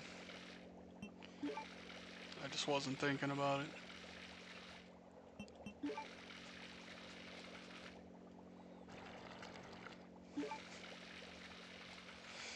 This game is just fucking me right now, and it's getting me to a state of delirium.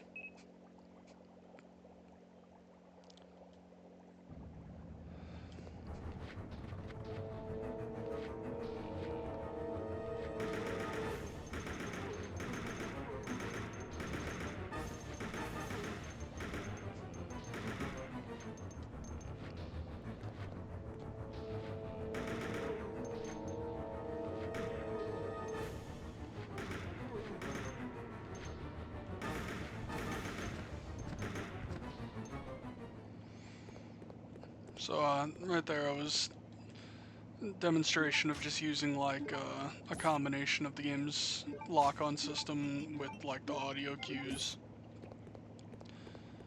to just know when I should still be hitting things.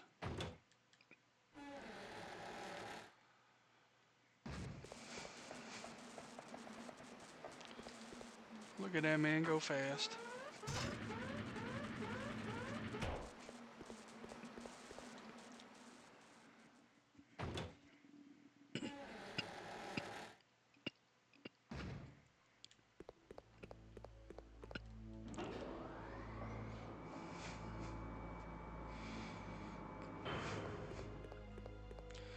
You know, there's not really enough entities in the series, I think, to do it.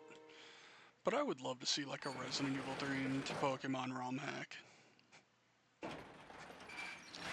Like, it'd be so stupid, but...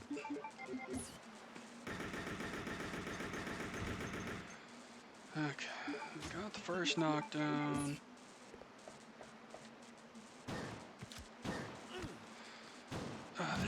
This guy just...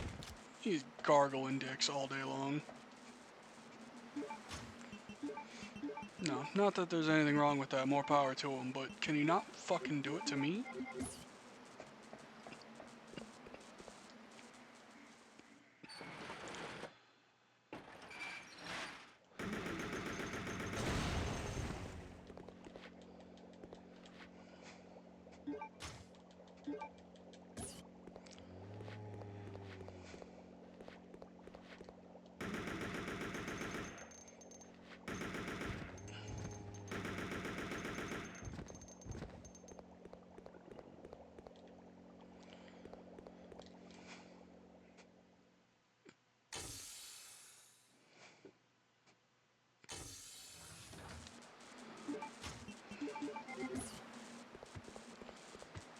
Fuck you.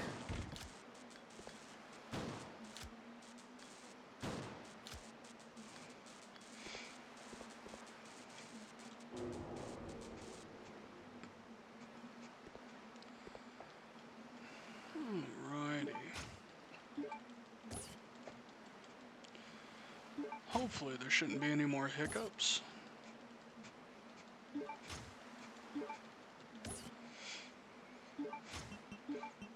Yeah, know I mentioned it at the start, but the second half of this game really just kicks things up.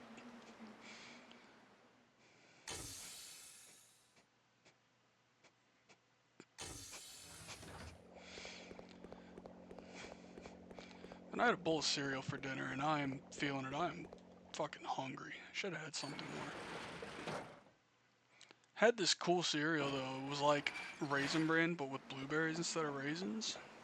And that shit slapped. Like, that was so much better than I expected it to be.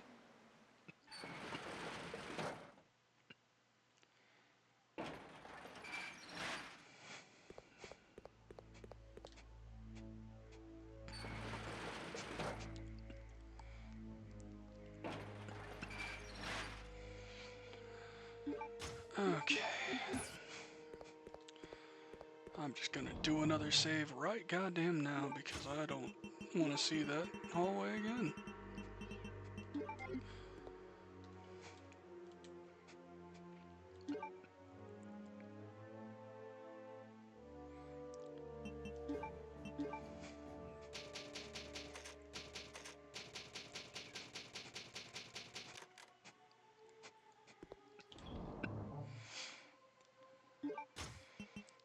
Okay, so I believe I am nearing the end of the Sheena Island section with Chris.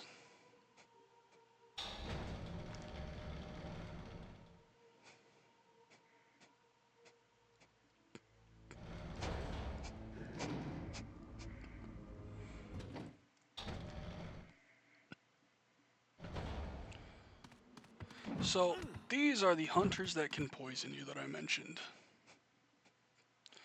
They look cool. They're not, though. They are just the stupidest and ugliest bastards in the world. Let's see. If I go through that doesn't do anything for me.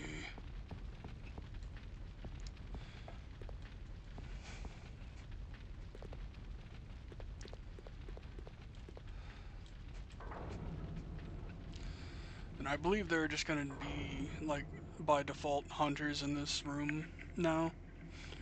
Because the world is awful.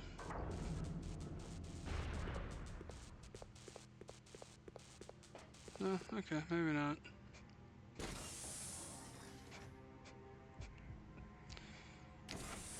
Maybe it's now if I would have, like, went and done the chemical thing that I would have been hit by a hunter.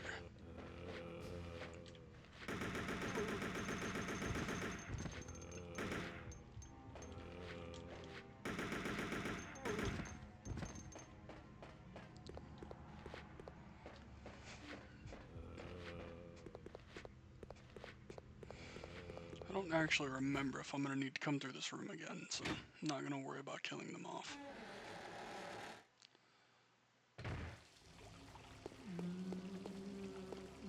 Oh, fuck me. I should have gone the other way. You know what? That's fine.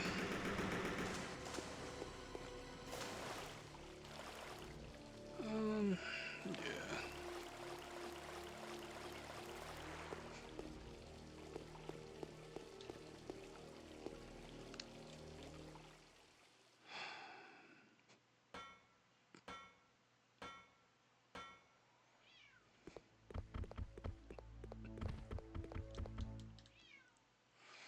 Oh, I can hear my cat meowing out of my door. Let me let her in.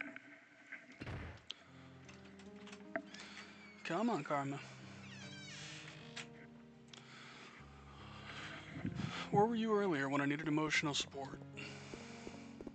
When I was just getting constantly railed by hunters.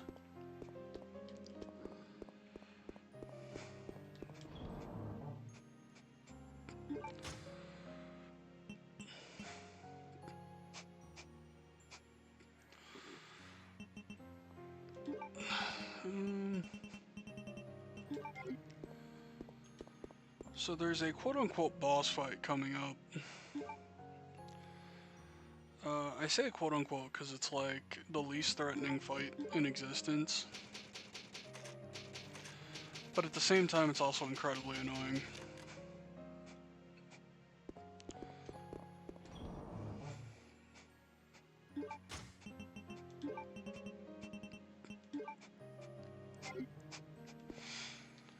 Should be fine with what I have. If I have to, I'll get grenade launcher.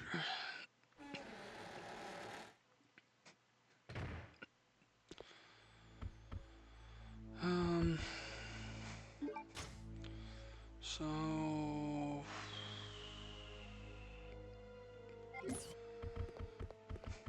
just had to kind of route in my head the way I want to take.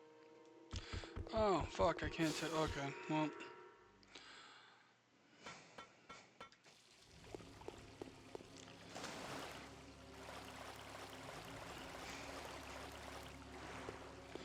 You know what? It's okay to look like a fucking idiot sometimes. It's for the greater good.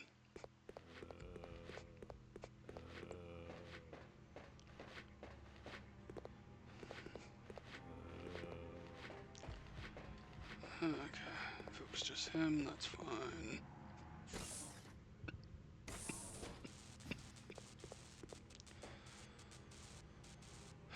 Okay, so this chemical storage.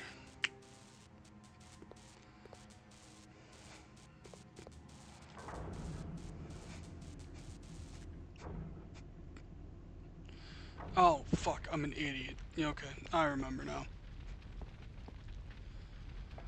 I completely neglected the fact that this room has an opening now.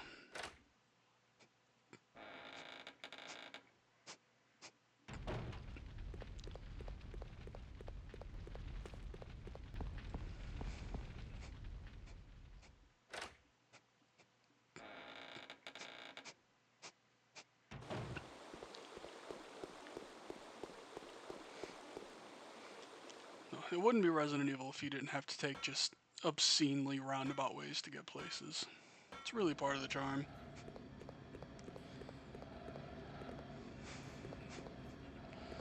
Like having to go all the way around here just to get to this elevator. I could have put the shotgun on the rack, but I kind of want to have it handy.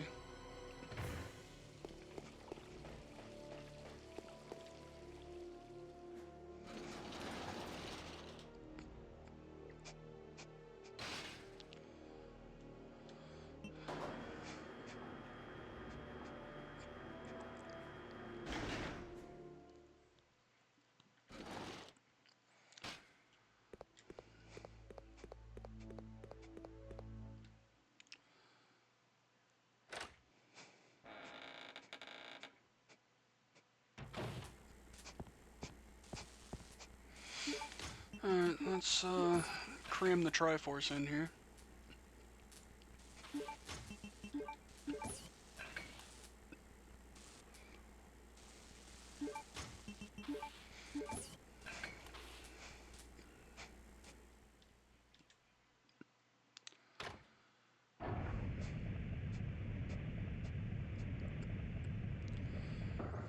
And now we can get access to the stuff that was hiding back here, which I believe is herb and some shotgun shells.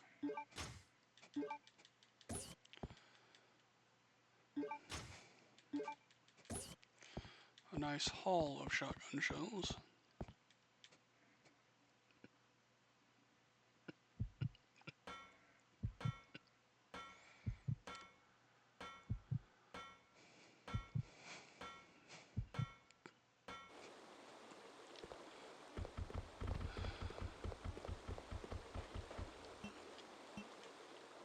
Cheeky little spider lads. So we're now down in the watery area that we saw the plate caught in the current go.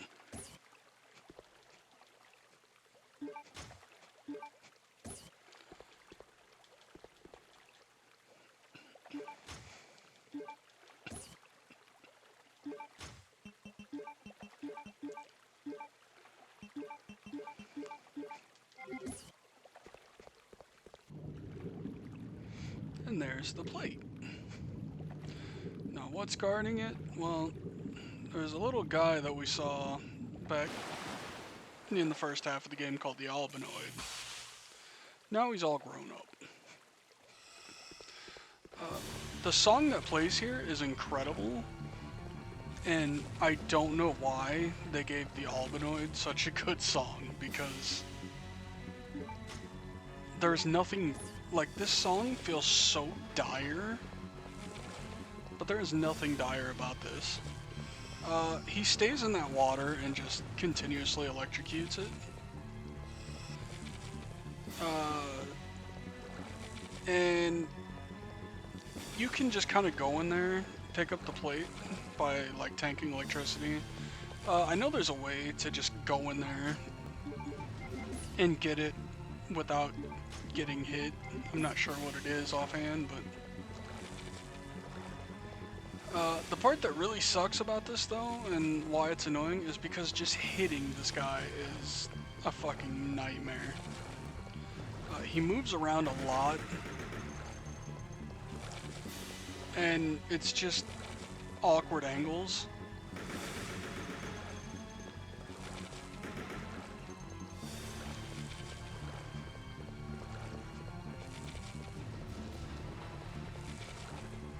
I just really don't want to die to the Albinoid on my journal playthrough of the game, because I would be so mad at myself in the future.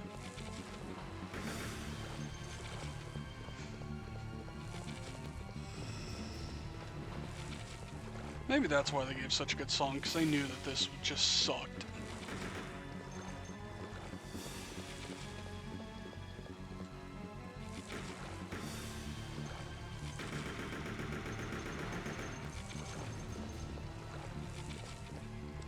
I'm not even entirely sure if those bullets are hitting him, but since I'm not seeing a water splash, I'm operating under the assumption that they are.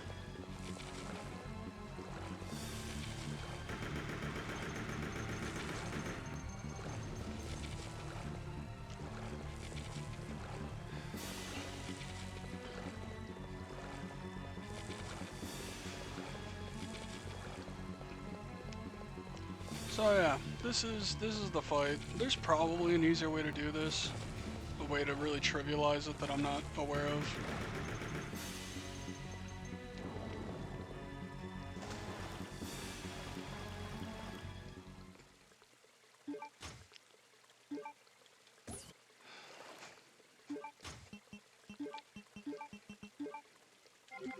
And now I have the halberd.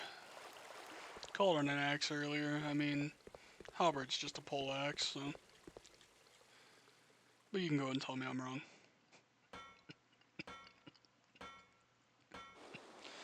And now we just need to make the trek back to where Alfred did his thing.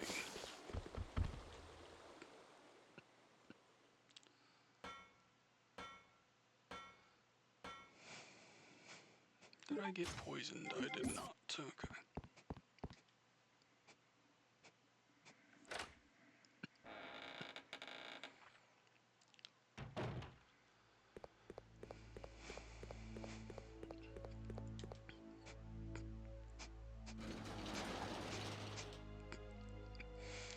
Luckily, we are not far away from it at all.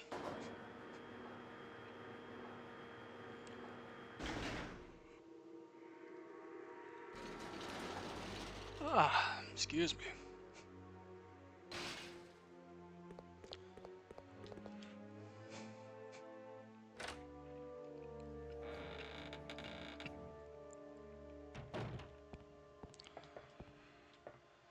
Take me down.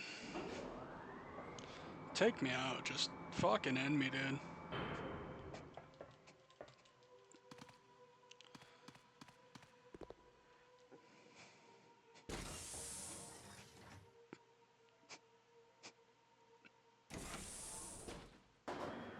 Ah, fuck me.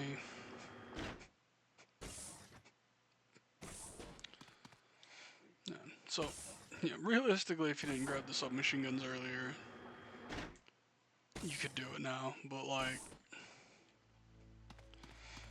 if Claire never got rid of the lighter, you would never be able to get them.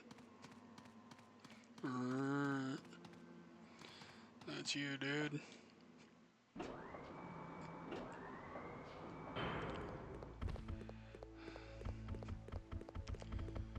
Just one more time with the spiders.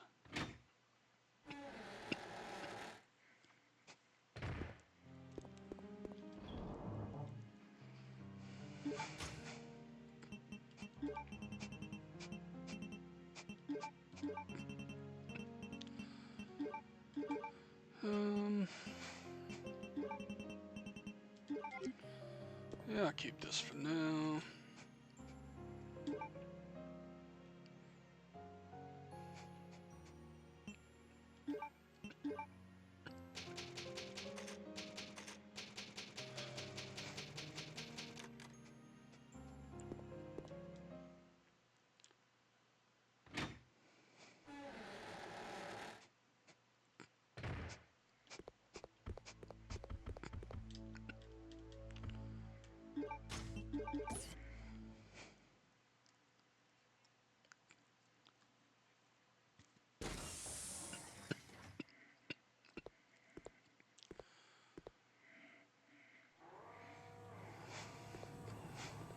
As it happens, Alfred just has a spare jet on hand, which is really fucking Hold on, convenient. Claire. I'll save you.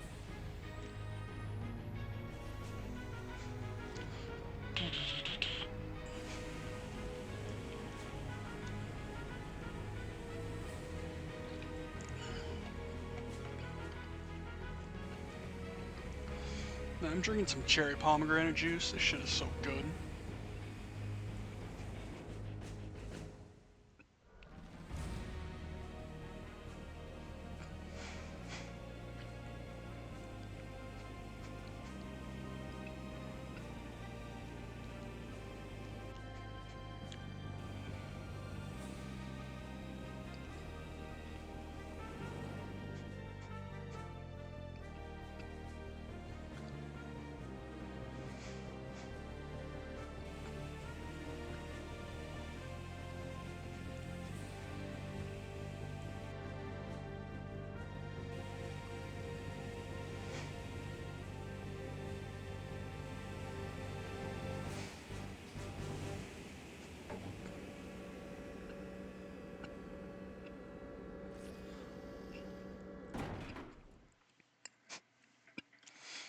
Like moving and setting down a jet like vertically like that, I feel like that's gotta be so difficult.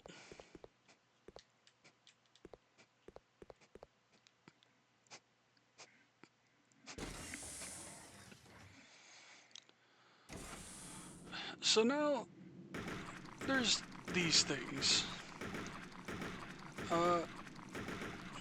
They're just here to waste your time. You have to get rid of them, or they will smack you. You probably can't get close enough to knife them. I never carried the knife on me at this point unless I'm doing a knife-only run, and, well, I don't remember if I've ever actually done a full knife-only run on this game.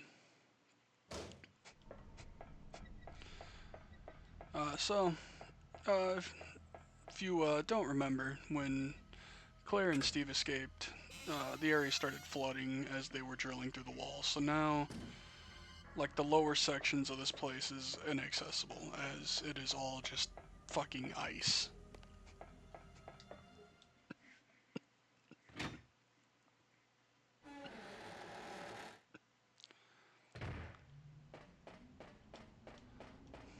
Yeah, no reason to come back in here.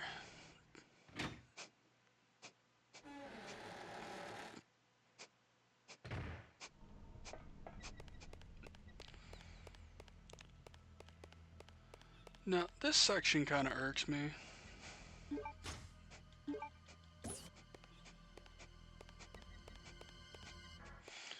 Because I find it hard to believe that zombies have the strength and muscle to, like, break through ice.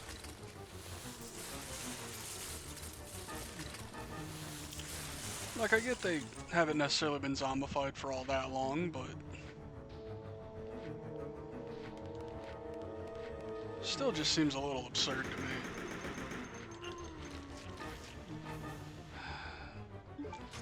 Yo, that man just gave me non-consensual neck kisses. Cancel him.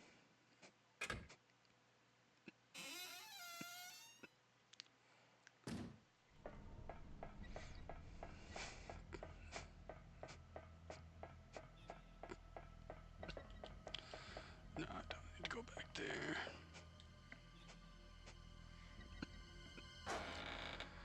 So our friend that was locked up in the cut cage, he is free, and he actually got a friend. So good on him.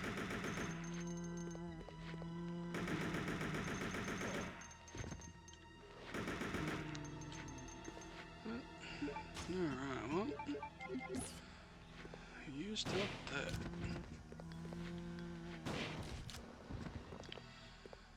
So now I can grab the suitcase in here.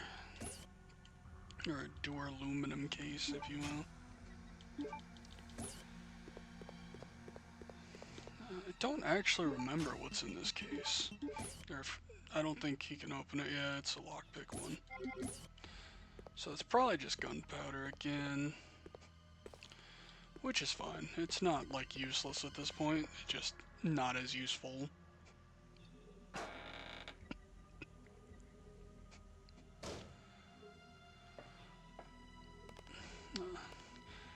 As you'll notice, there's also a big-ass spider under the ice.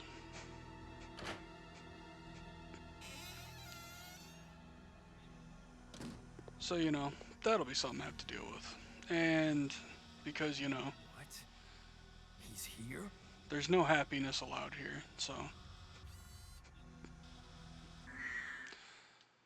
They also force this one on you, like, they don't let you move.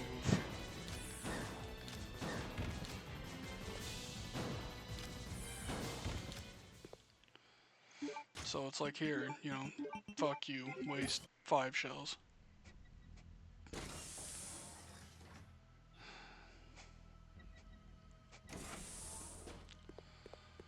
So this room is actually where we can refill our fire extinguisher. Once I can get to an item box.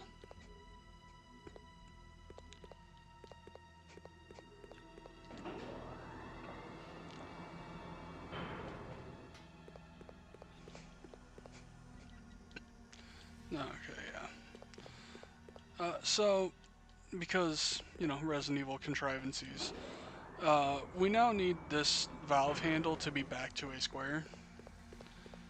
So, we're gonna have to find an adapter. This lift, I believe, just takes me down to the room where I can get the Magnum. Yeah. So this door can't be opened because there is just ice.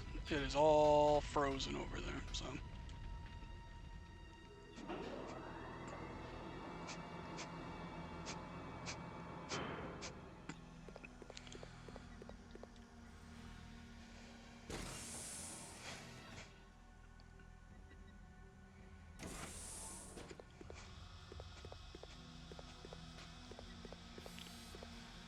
Wesker's just being a fucking pest.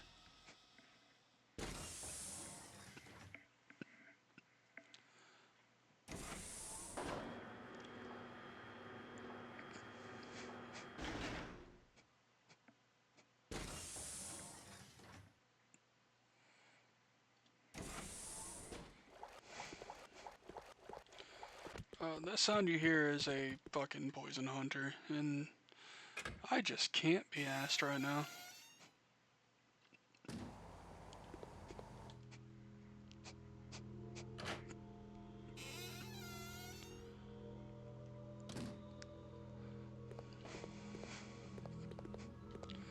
So you can't really see because the power is out, but this is a save room, I believe.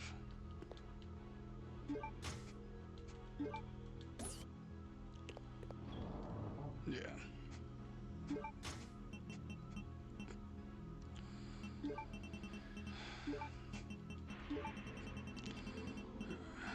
That shit's done.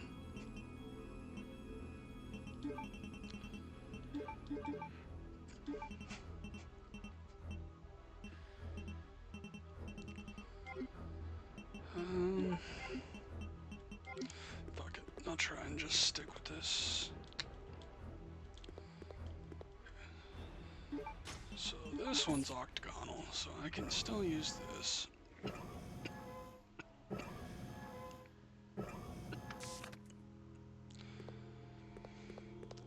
So we're gonna have to do some things that involve turning the power on and off, which is why just plugging that in doesn't just turn it on, presumably.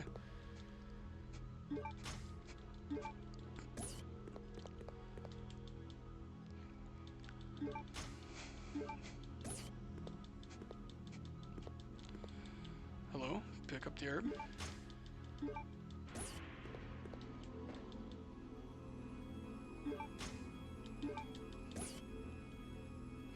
Do not drag your feet, Christopher.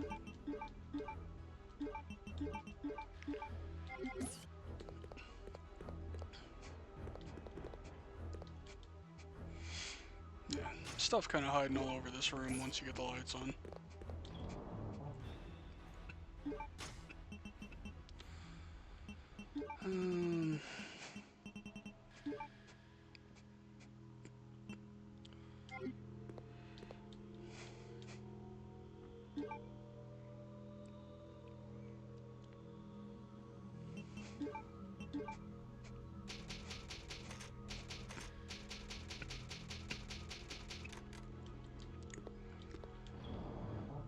Oh boy. Okay.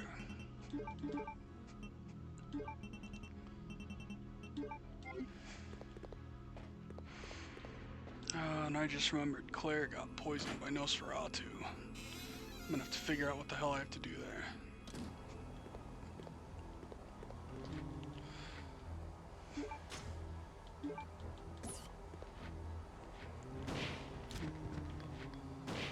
So there's just a ton of zombies in I think there's like 8 zombies in this room total.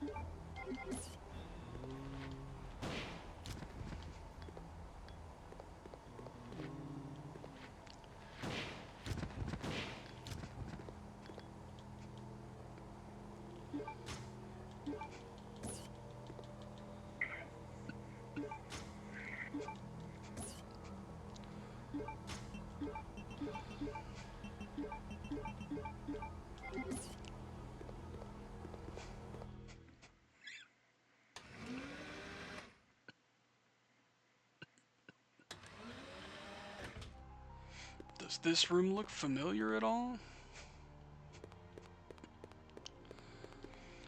So this is one of those things where I don't know if it was like, you know, the Ashford family just wanted to mimic the Spencer design, or if this was just like a, hey, we're Umbrella people, let's do this. And they just all kind of shared a design.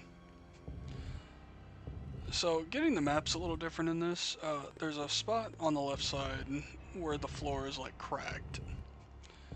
And if you push this over the crack, well, it's pretty fucking heavy.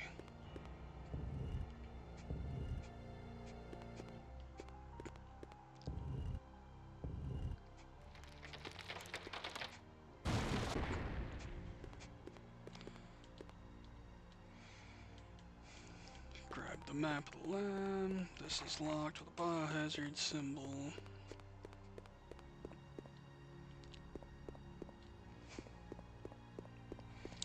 Another thing that will probably look very familiar. Don't actually know if there's a reason to grab either of those right now.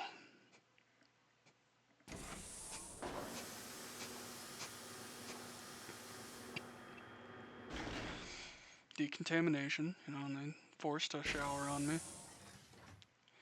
The audacity. This room is very squishy.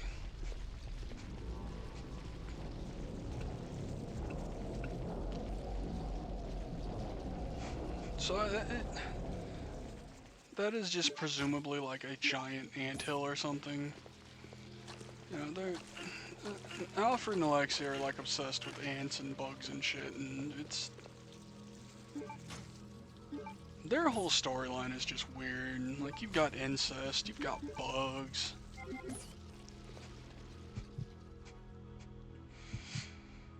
Like, they don't have skeletons in their closet. They wear their skeletons on their fucking sleeve.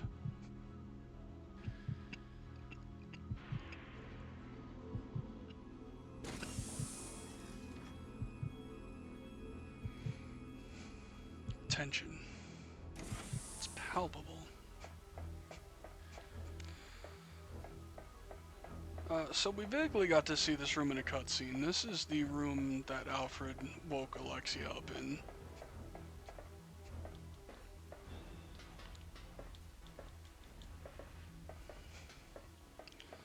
But yeah, I don't think I can do anything in here since I don't have the block yet. Yeah.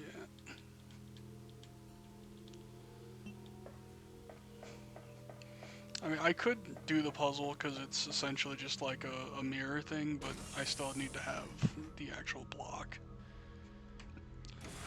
Just thinking about it, I should have grabbed that a while ago.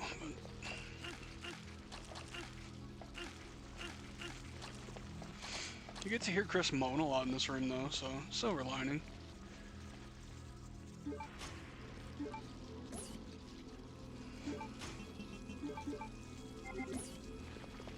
Chris Moan and Gotchi mix.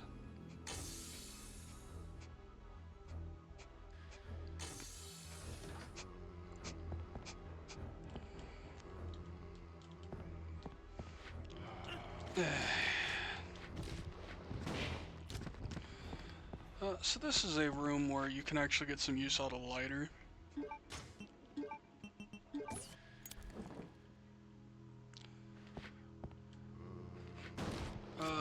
The lighter isn't necessary if you know where the stuff is in here.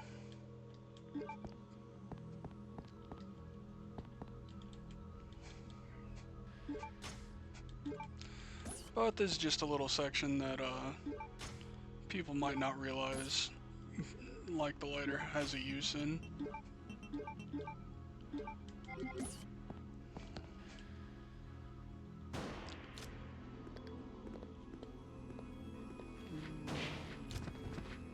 Yeah, the zombies are also weirdly good at just being silent when they want to be in this game. It's fucking weird.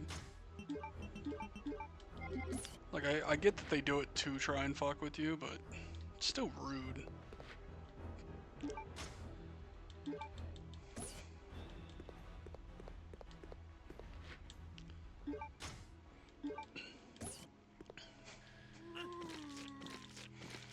I don't even know why I'm really grabbing these handgun bullets. I don't think I'm gonna be in a position where I need them at all anymore.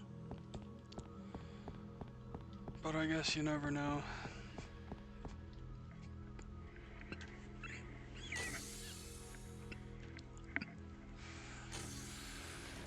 Okay, so now I'm gonna have to backtrack because I didn't grab the block I should have grabbed when I initially got here to the Antarctic.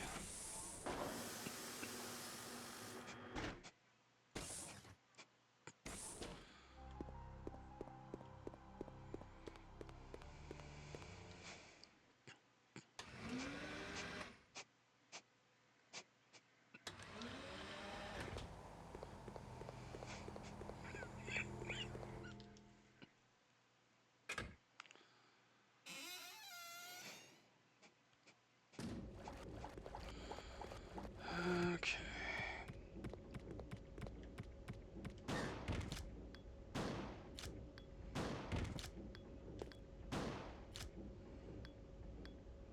Are you done?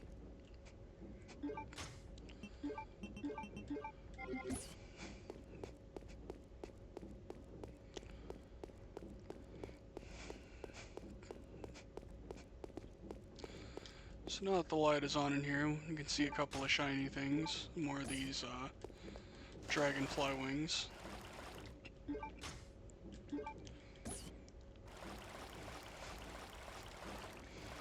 similar to how we had to rip the wings off of a dragonfly in the first half.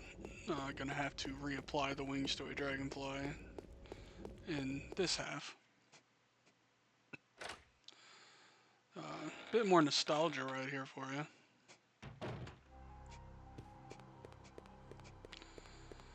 They even go as far as hiding something under the staircase, and it's Claire, actually.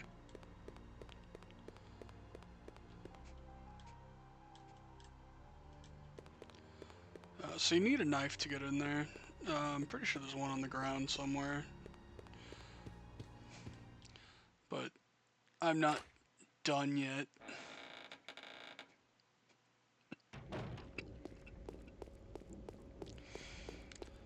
So I'll free her later.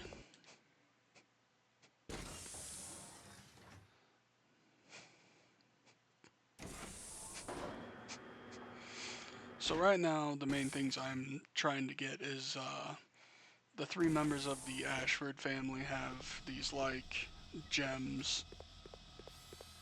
And I need to gather the 3. Fuck.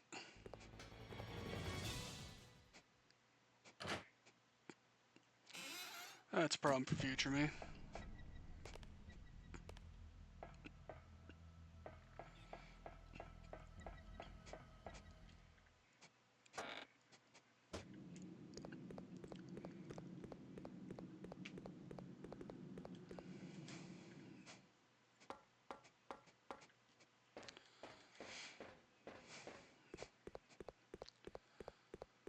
Yeah, everything that got fucked up and frozen. Of course, the moth room would be fine.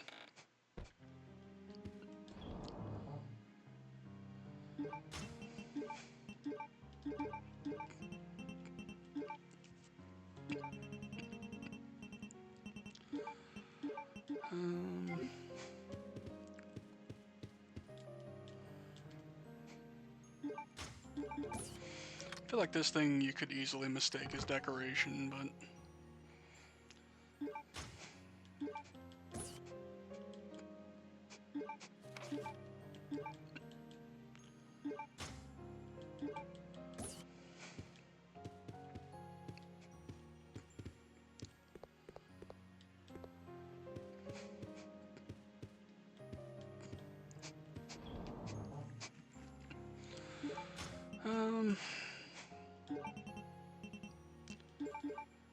so now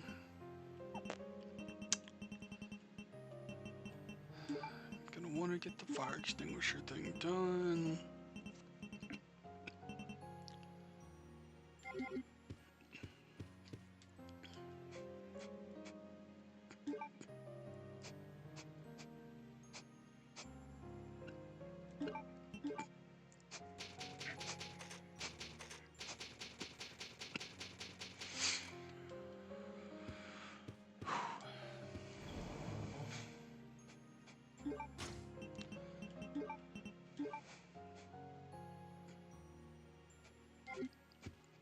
Fuck it, I'm just gonna say this is alright, and I'll manifest that.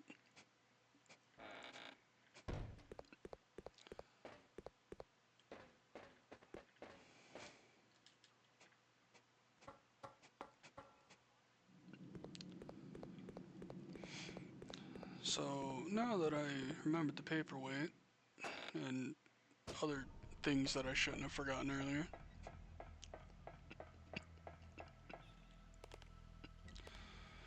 I cannot remember if I need something specific for this or not. Yep, need the crane key.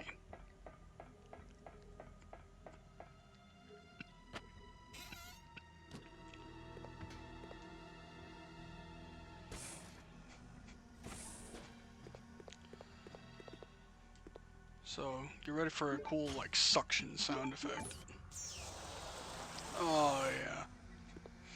Sounded like someone just emptied ass.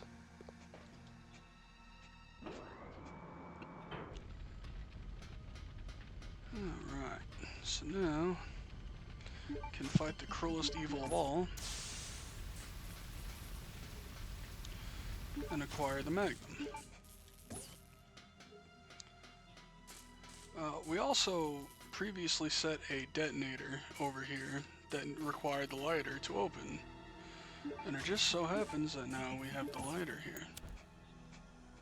He also ducks from an explosion next to a bunch of missiles. I really think Chris would have been smarter than that. Yeah, unfortunately this cache is not anything special. Okay,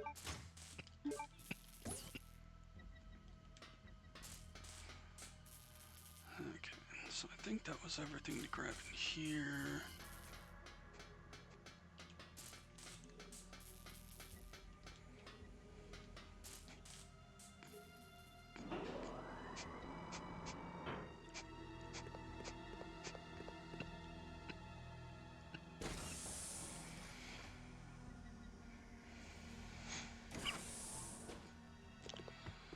Alright, just fucking deal with this problem. This neighborhood's really gone to shit.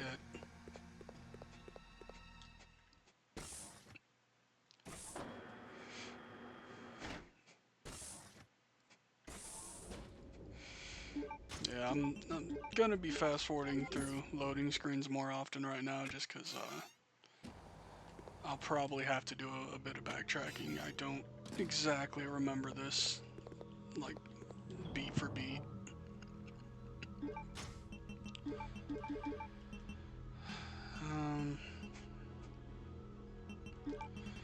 Do want to keep the Magnum on me for the upcoming character change.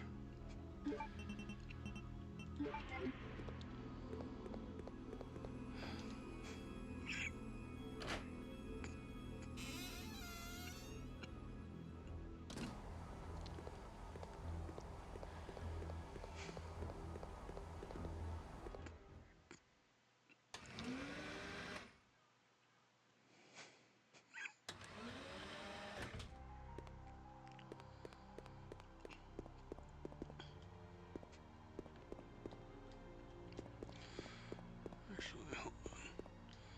I forgot. Is there actually items behind these on the sides? Yeah, there are, because this is where the fucking... Goddamn, I hate myself. Why do I forget these crucial things?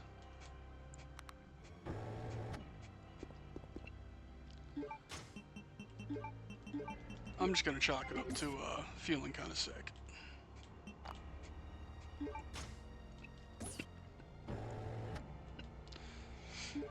So the whole reason I'm gonna have to manipulate power is because at some point gonna need to be able to get both of these jewels out at the same time, which just can't be done while the power's on. Chris is not ambidextrous and cannot grab two things at once.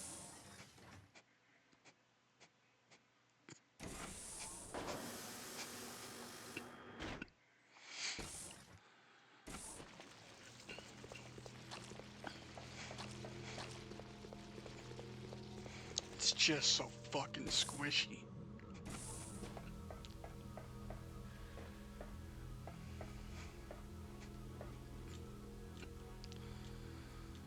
Okay, so...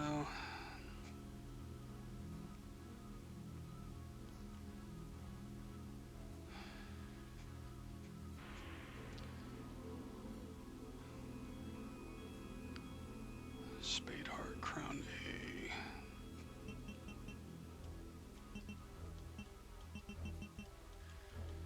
No, no. Is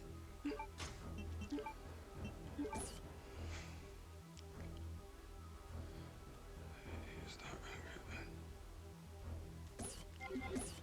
Okay.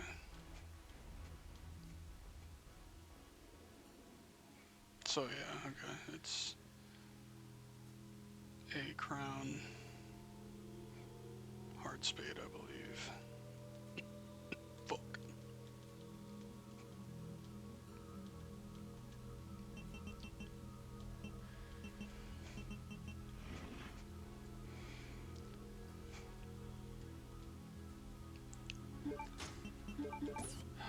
And put my little block in.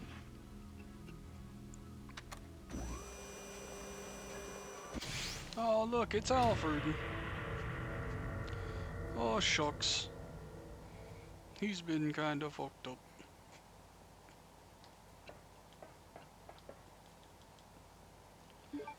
Not entirely sure why Alexia just kind of fucking crammed him in there, but more power to her, I guess. I mean, I guess maybe Wesker could have done it, but...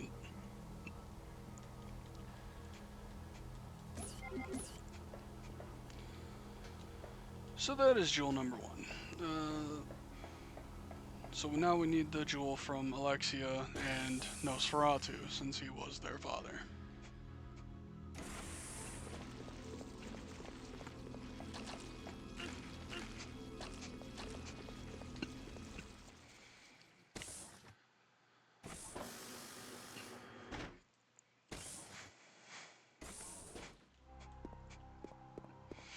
So now I think I'm gonna go cut Claire down.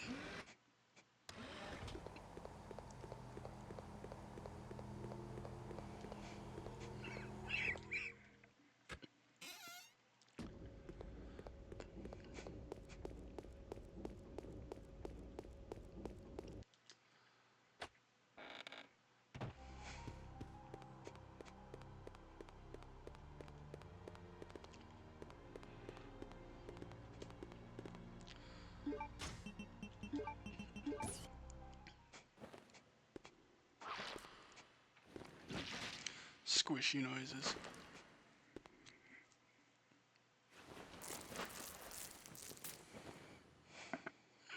Claire.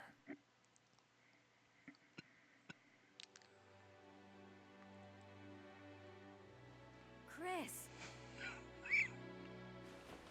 I missed you so much. I know. But we have to get out of here. Not yet. We have to find Steve. Who's Steve? He's a boy who escaped from that island with He went me. into full protective But brother then a mode. monster attacked us and we got separated. So that means Steve is still somewhere in this base? I'm sure of it. Claire? And here's where the poison wrong? kicks in. I think I've been poisoned. Just hold on. I'll be right back.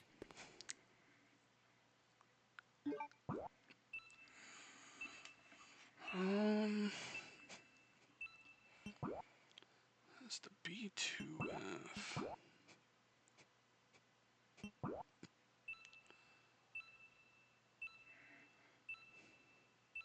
What room is that?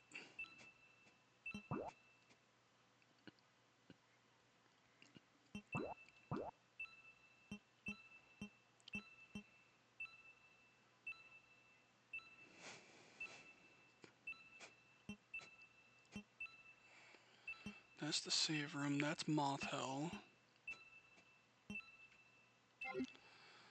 Alright, well,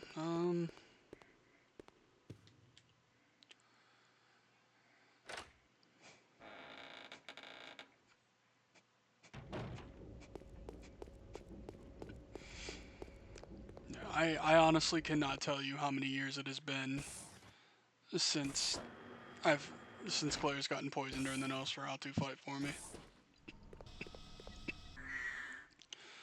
Oh, Wesker, just eat every dick you can find, my dude.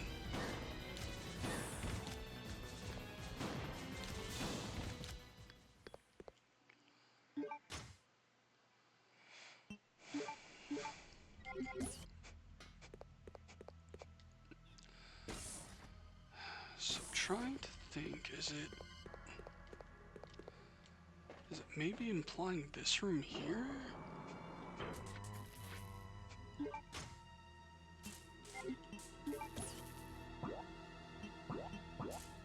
Okay, yeah.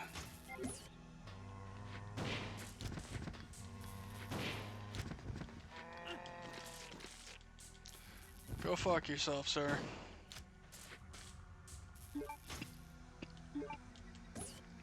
Damn it, give me serum. Yo.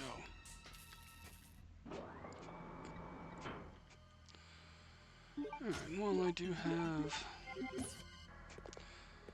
the modified valve. I can do this while I'm here.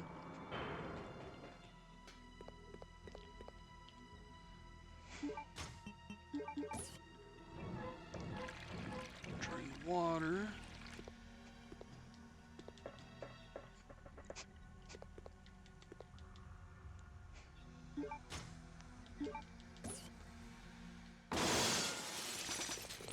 Can't be happy for too long. Hunter will make sure of it.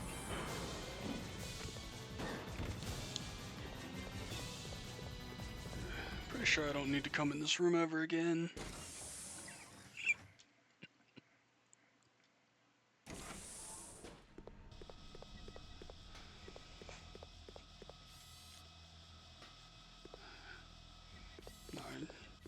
I am near where I need to use the crane key, but I don't actually know if there's like a time limit on bringing the serum to Claire. So just in case, let's go give her serum before she trips out.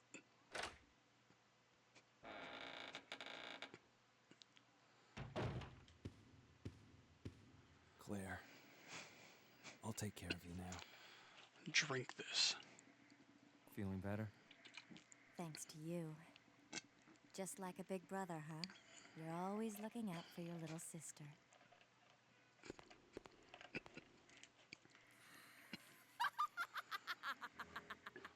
It's Alexia!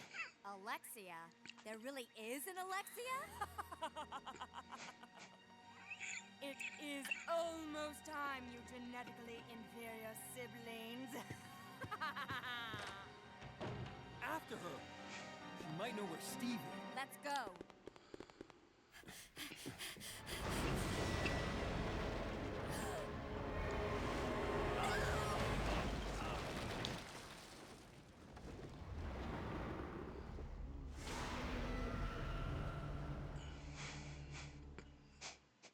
Didn't even want to fight. She was just complacent with being a menace.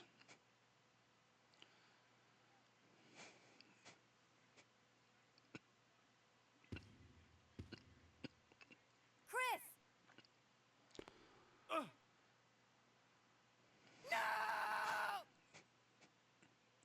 Just go.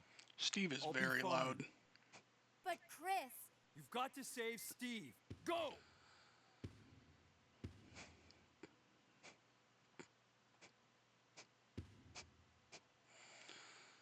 So I've forgotten until like right now, but I have actually fucked myself out of some items coming up.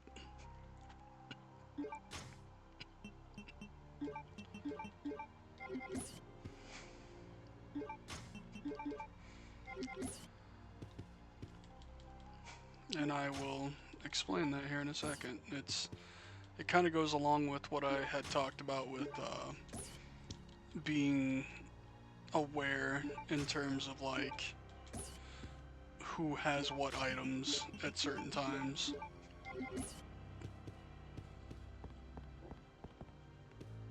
So if I had access to the shotgun, I'd be able to hang it right here and get some grenade rounds. But since Chris has the shotgun, I do not have access to it. Because fuck me, I guess.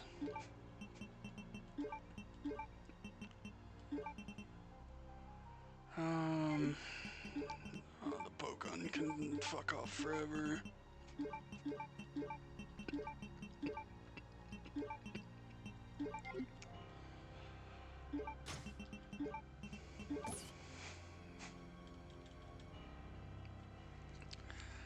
Oh no, yeah, this one's Magnum ammo. That's actually good.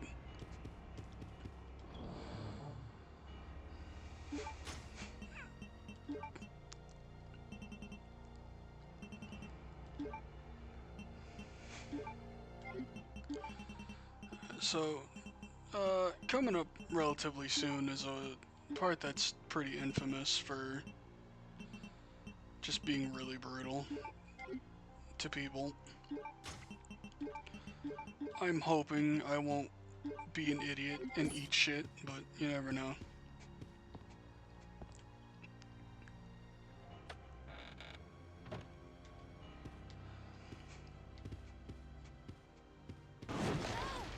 Yeah, so it can be kind of hard to not take damage in this room because of how these things spawn in.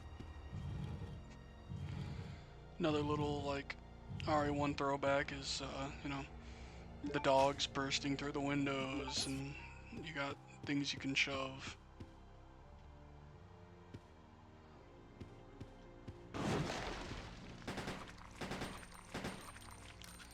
Just trying to avoid taking stupid damage from those things.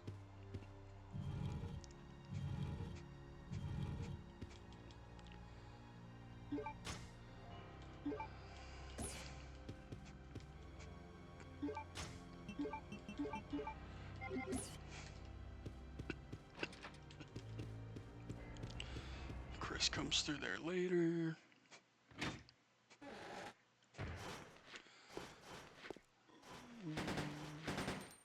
Here we have a nice little jail.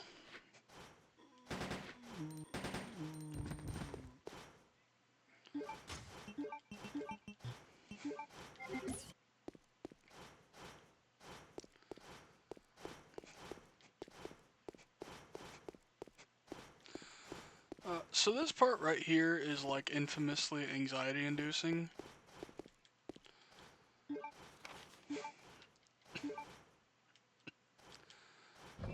So there's this like panel in the ceiling that is going to slam down. And like I'm not entirely sure how this thing works. Like, I just run in and I hope I hit start when I'm standing in the right spot.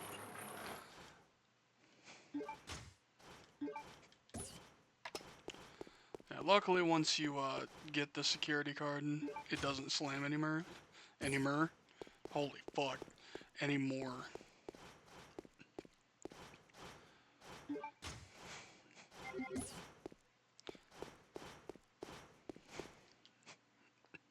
But the threat of the slam is very strong.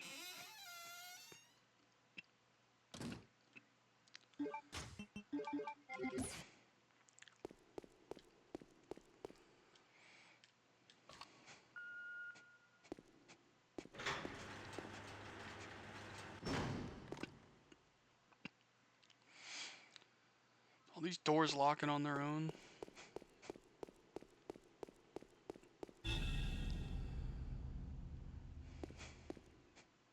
Steve?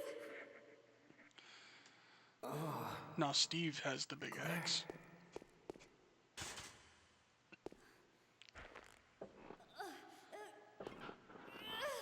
No,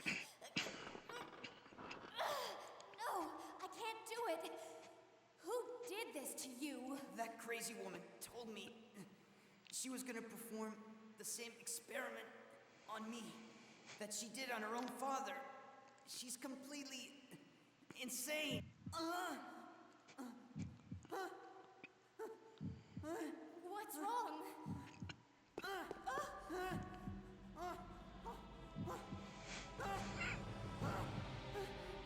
Claire!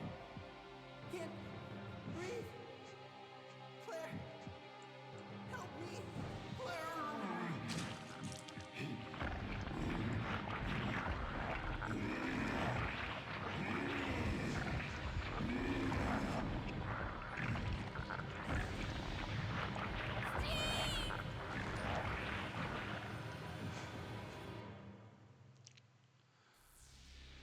So he hits like an absolute fucking freight train. It's... You pretty much have to heal every time you're hit.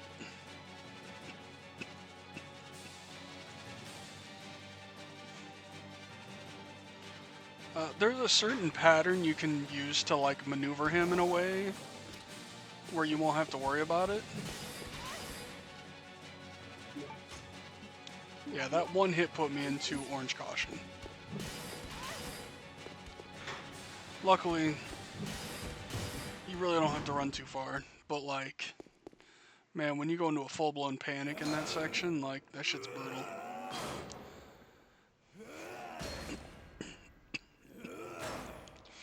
Also, that scene is just It's sad, because you see a lot of people mutate, but like, Steve is like one of the first times where you see a mutation and the person is like actively terrified as it's happening.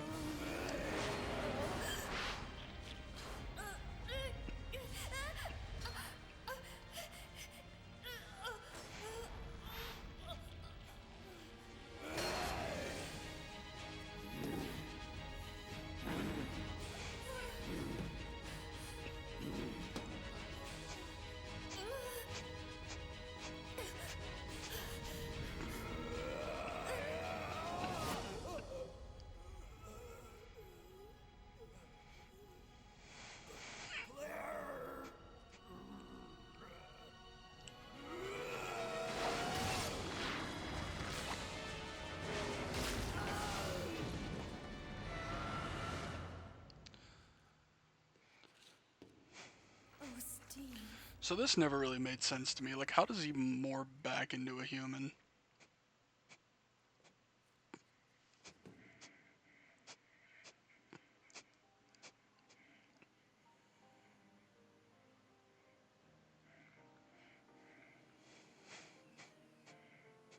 You're warm. Steve, you've got to hang in there, okay? My brother's come to save us. We're getting out of here. Your brother kept his promise. I'm sorry, I cannot. What? What are you saying? I'm glad that I met you. I love you. Claire.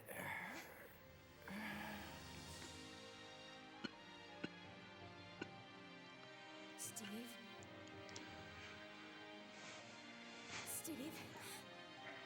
Steve?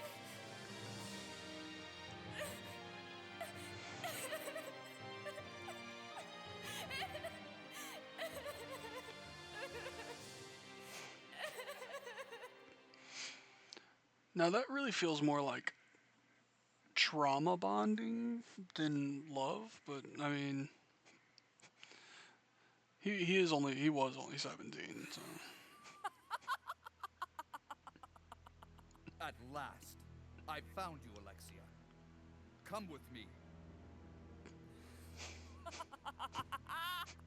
You're responsible for the creation of the T. Veronica virus. And now the only existing sample is in your body. I want it. Now. Just holds out his fucking hand like, okay. You are not worthy of its power.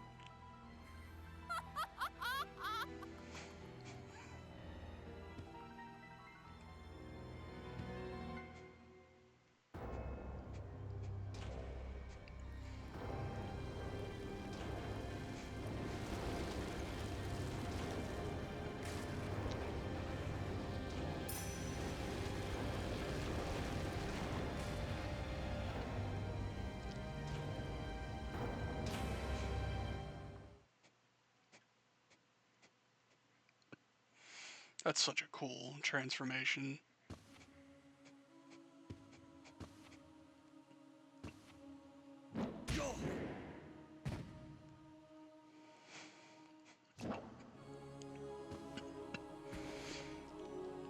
One of the rare instances where we get to see like BOW on BOW fights.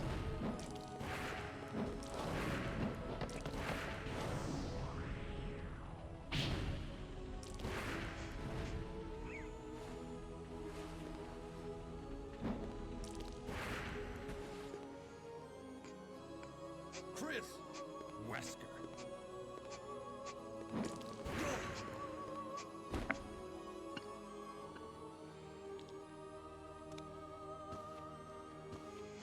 Chris, since you're one of my best men, I'll let you handle this.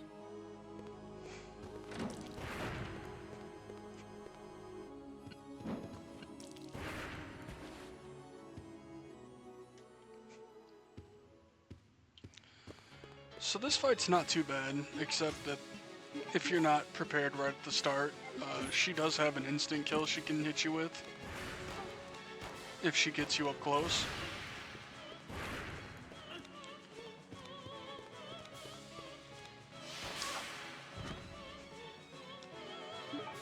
Other than that, as long as you just kind of pay attention to where she's tossing blood.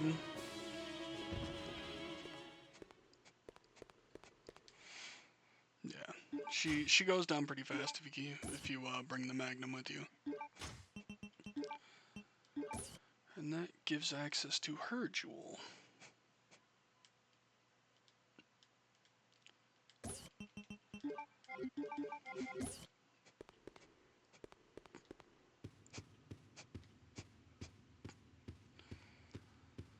So the jewels need to be delivered to this picture, so I'm going to drop off the ones I have on me.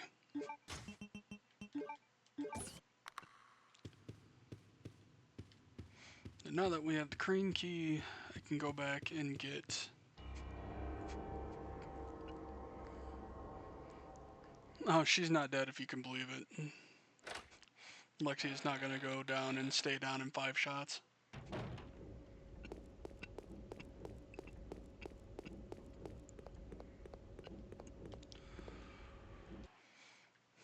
So now, need to backtrack to the icy room with the giant spider.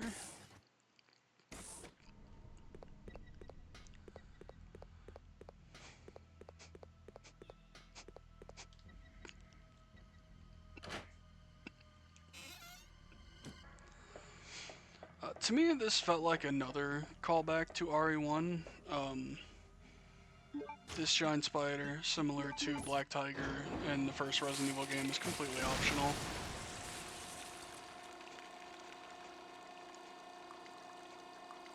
Who could have done this?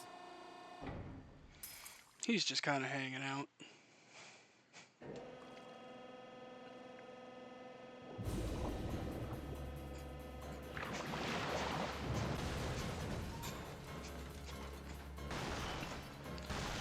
Thing just like fucks the goddamn crane device.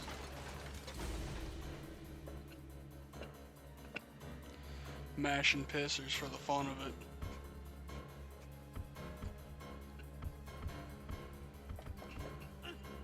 I don't know why I did a quick turn there, but my poison. Okay.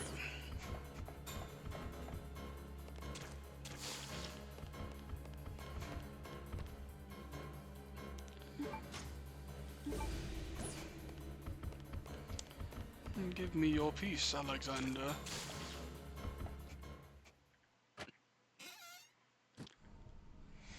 Yeah, it's like you can kill it if you really want to. There's no benefit to doing it, as far as I know.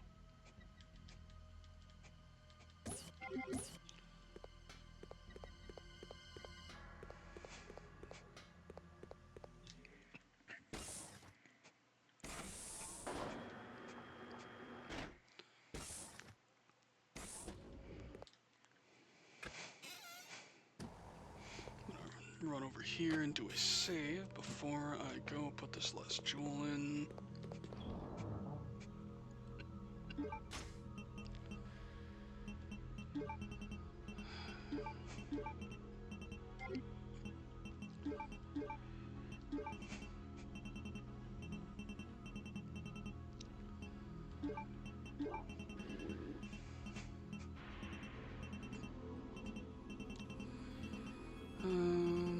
I shouldn't really need to have anything else on me right now.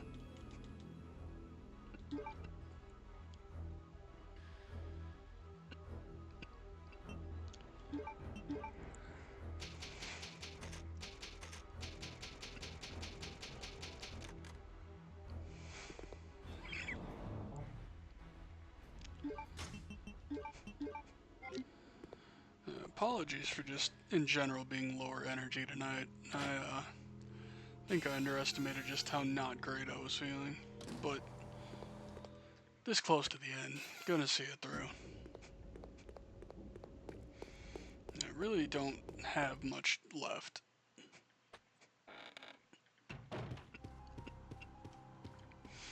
Alexi is gone, who would have thunk it?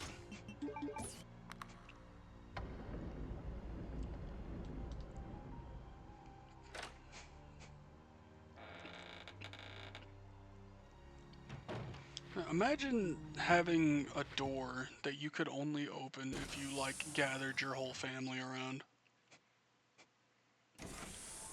Just how really inconvenient that would be.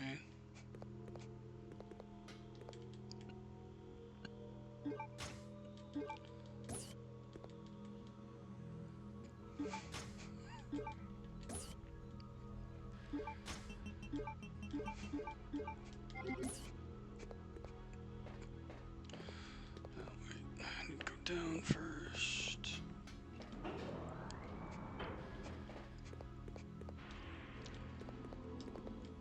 Can't open it with your hands, not with that attitude. So that's the fourth dragonfly wing. Not concerned with not having the actual dragonfly yet, but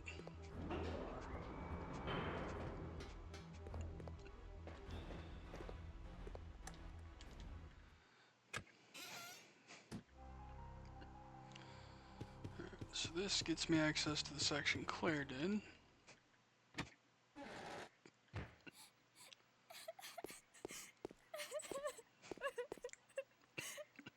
Claire? Is that you, Claire? Chris? No! The door won't open. Hey, is Steve with you?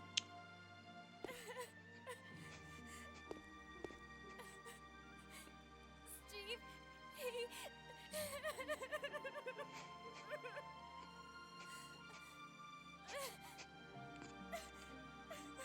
Listen, Claire. We have to get out of here immediately. Can you unlock it from the inside? No, I can't.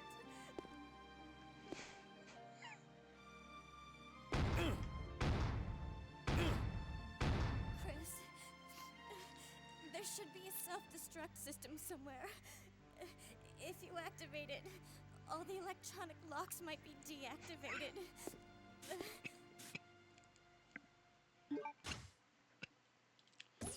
Thank you. Alright.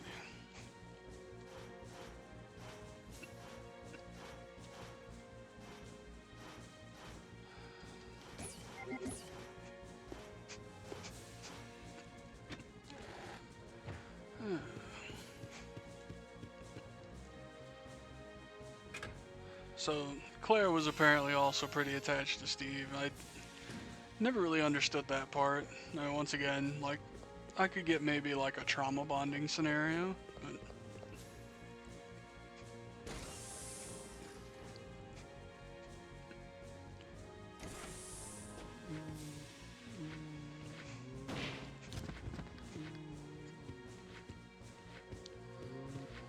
so here we have like a replica area of the like living quarters from Sheena Island.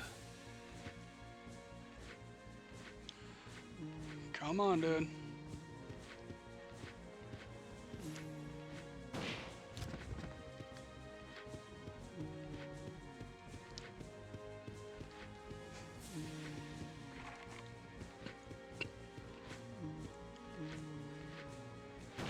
Really hoping the biohazard key is in one of these rooms, because if not, I don't remember where it is. Actually, I think it might be in here.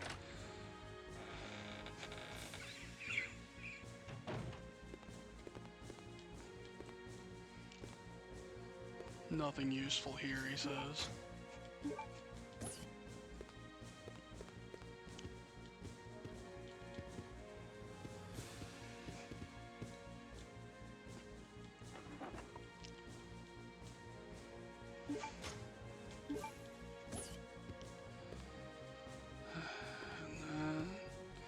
Pictures of Veronica everywhere.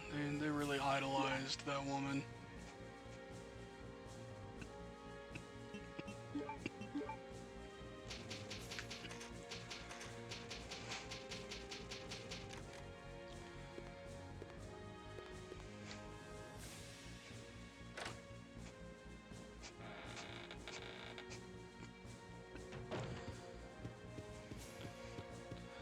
Alright, so now I just have to make a little detour, go back, turn off the power, grab the 2 jewels and then come back here.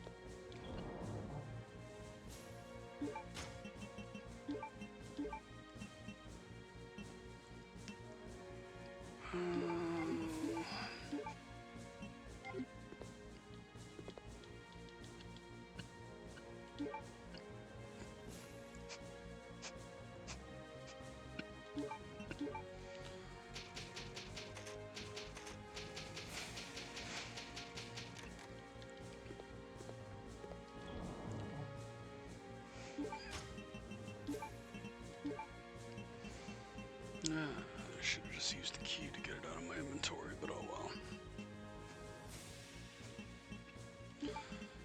I can wait. I'm not gonna need those wings until the very end.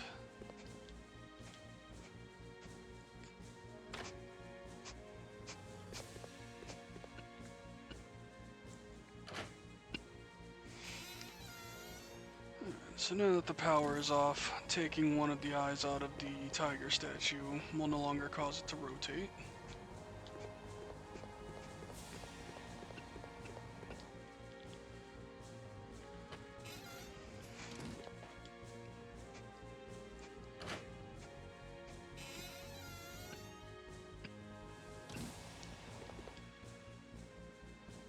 I thought it was this door in the front here that was...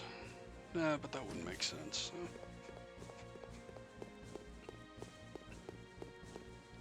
Yeah.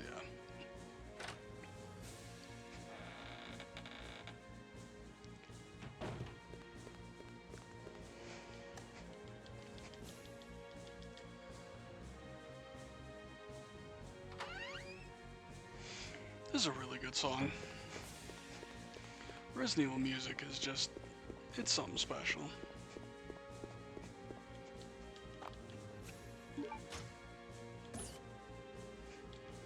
And like, not even just the music, but like just the sound design as a whole in this series is, I love it.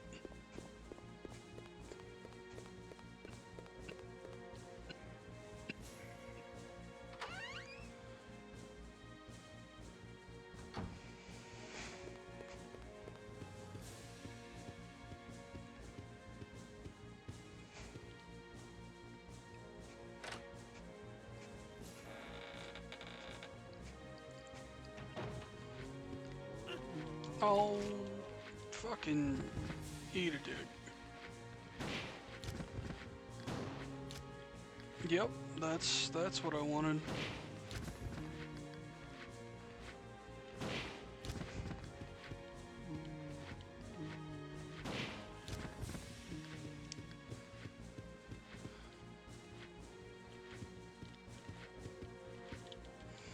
I'd actually forgotten that the zombies here fucking refresh.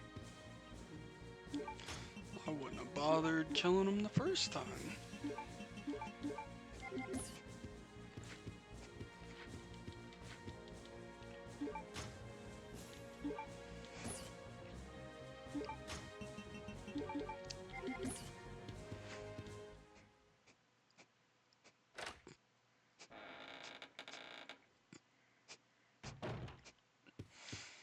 No, they soundproof their rooms.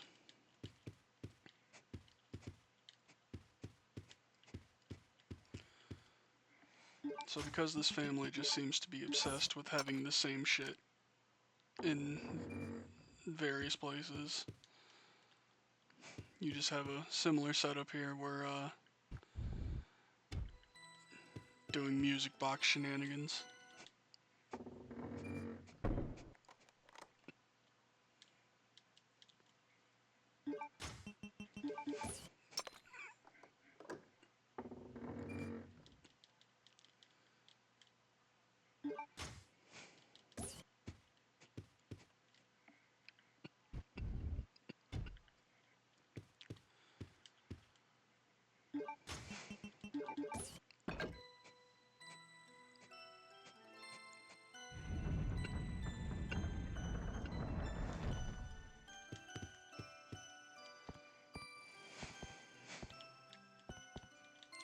The Song of Incest.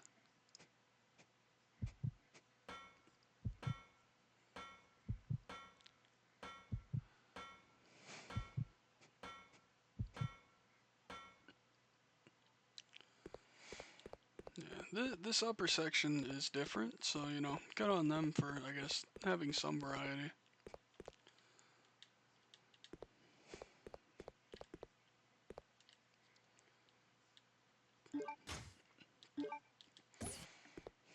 And here we can find the symbolic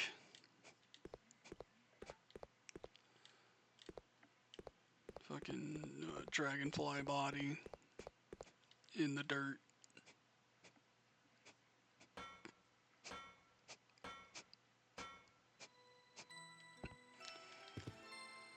So now have everything needed to go to the end of the game.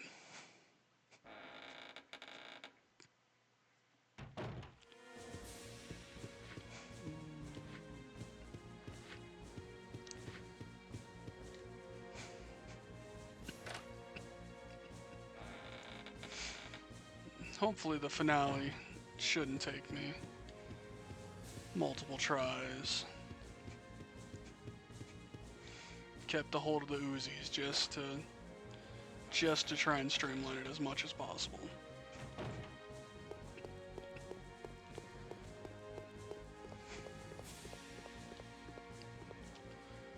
I actually have no idea if you need to turn the power back on or not, but I'm gonna do it so I can save.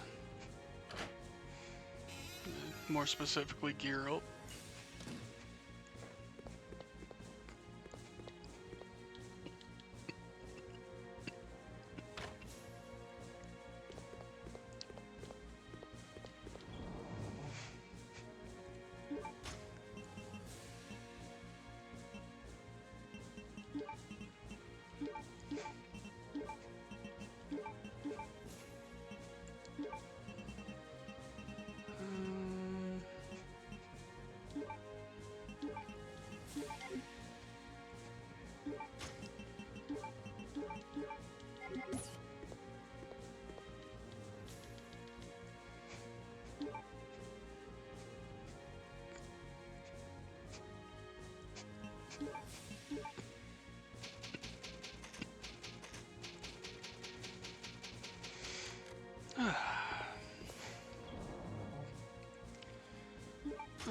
God, I got really off the rails there for a while. Just fucking lost. But I'm happy with how I've been able to kind of get it back on track.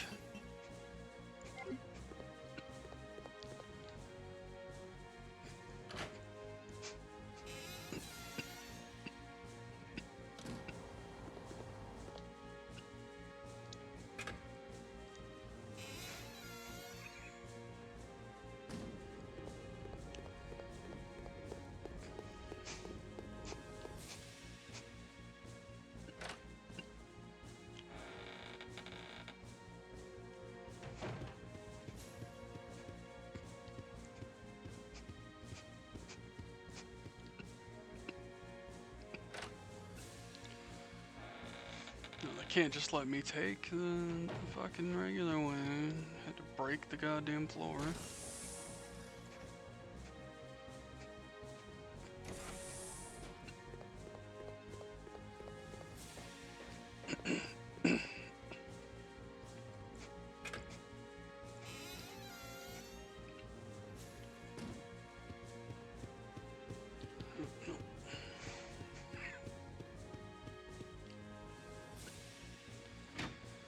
So there was an area in the detention center here that I just kind of completely ignored earlier. And that's because I couldn't do anything with it. Until now.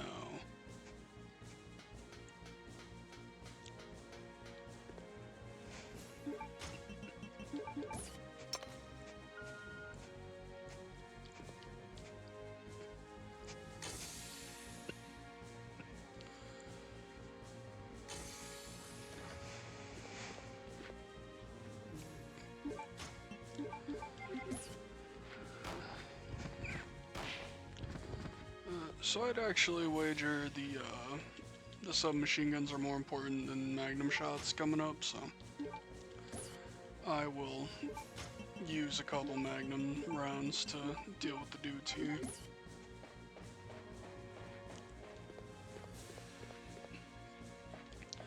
Similar to Resident Evil 3, you can kind of see some zombies off in the background here, but there is nothing you can do to interact with them.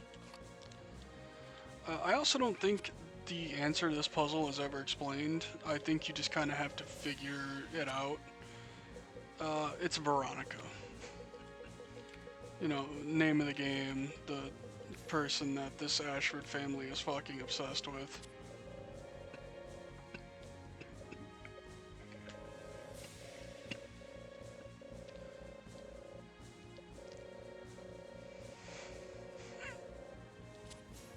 This facility will detonate in 5 minutes. All doors are now unlocked. Boy, wouldn't it be a real bastard if it locked all the doors instead?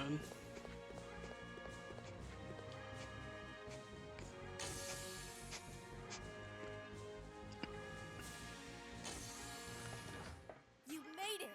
Of course. Come on, let's get out of here.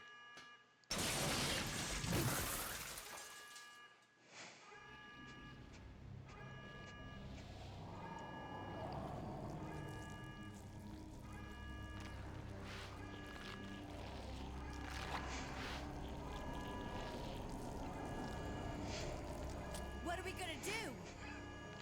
Like, she's so gooey. She reminds me of Deborah in fucking RE6. Okay, turn the key clockwise simultaneously on 3. Got it.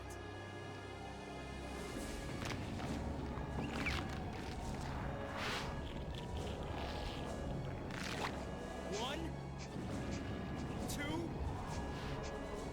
3.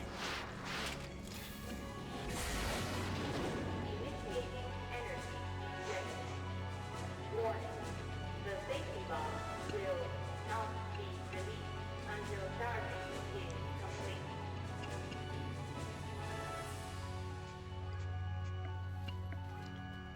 I'll keep her busy. Just go for the emergency elevator.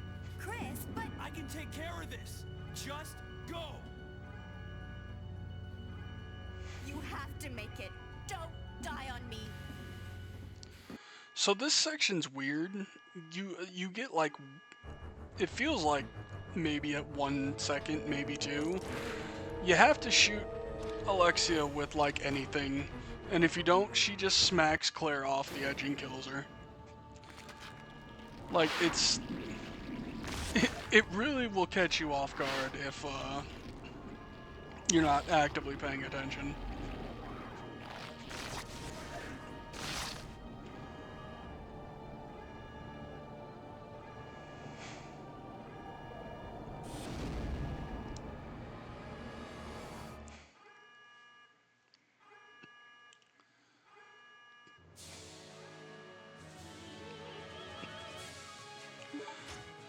This song sounds like it's straight out of Parasite even, I love it. So, the whole reason I want the automatics for this is because she sends out these little shits. And kind of similar to what you would do with like the G-Adult in RE2, you can just kind of unload and occasionally aim downward and just kind of kill them that way.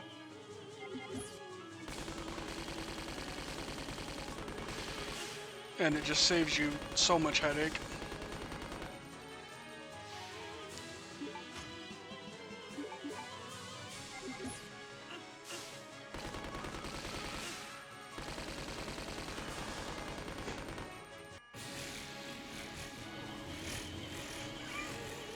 Yeah,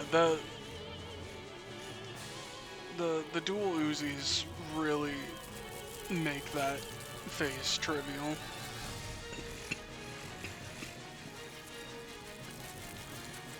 So in traditional RE fashion, you gotta have the like final form that has to be killed.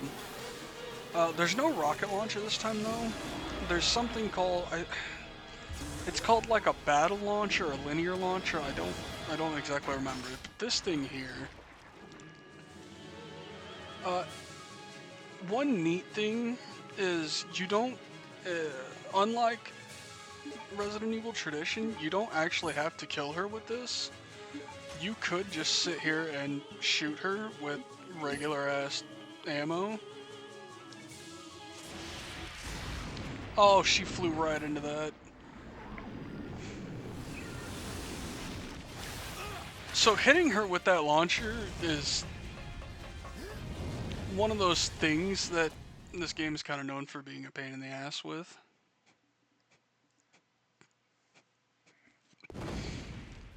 Chris! Move. Claire! No! So now we just sit back and enjoy the finale scenes.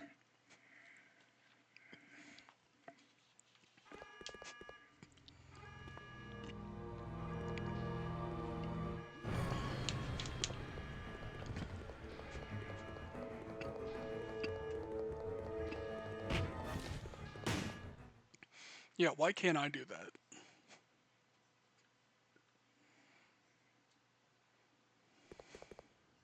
Chris!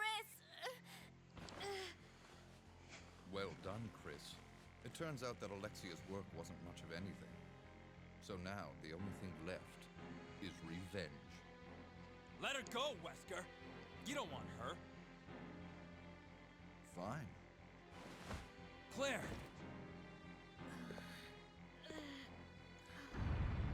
Today's a good day. I came for Alexia, but killing you is even better. Sorry to disappoint you, but There's Alexia that sorry. is gone. That's no longer a concern to me. I have Steve to work with. What? Steve. In his body, there's still a living T. Alexia virus. Steve should be a good specimen. Maybe he'll So, come back alone I don't think this sometime. plot point is ever brought up again, of Wesker, like, taking Steve's body to get a piece of the T. Alexia, I'm sorry, dear heart. or T. Veronica virus. I've already taken it. There might be something that talks about, like, if it contributed to Ouroboros at all, but I have to Remember your promise.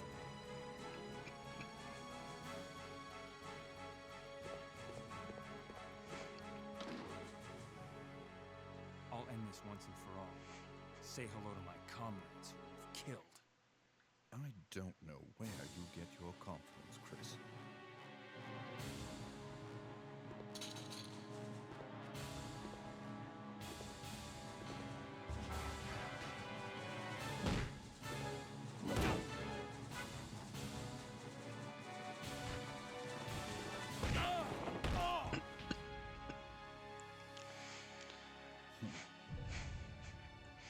here we have what I think is some more crucial, like, character development for Chris to get strong.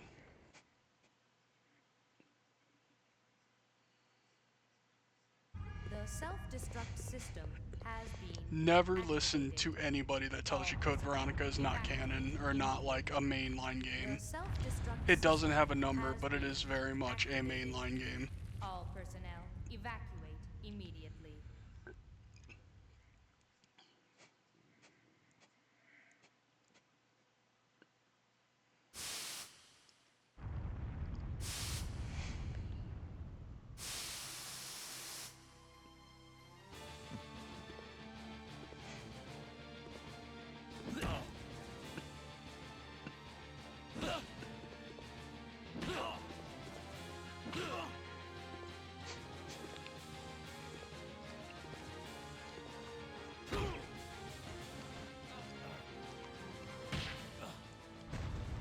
Sure, I'm not human anymore. But just look at the power I've gained. Love how he says not human anymore.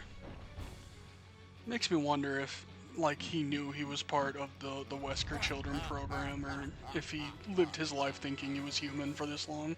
Magnificent. Don't you think?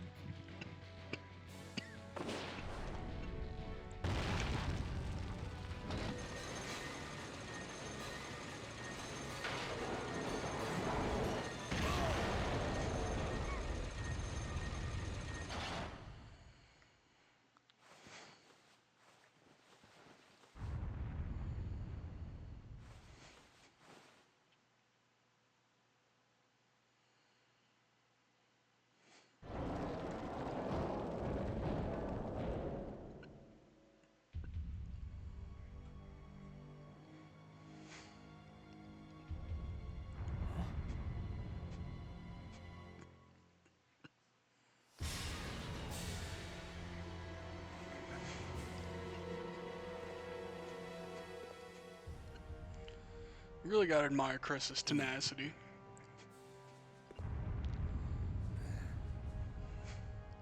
Nice try. Wesker. Like, if this was a fighting game, this is straight up like a fucking 10-0 matchup.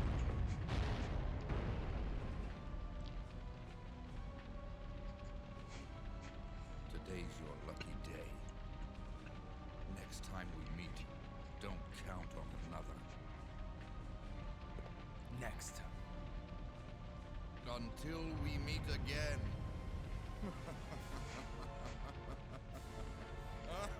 God, he's such a fucking Saturday morning cartoon villain.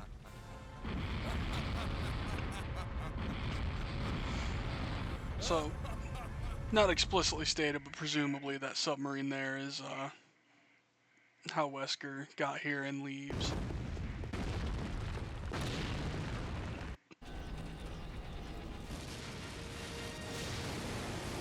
Chris, where are you?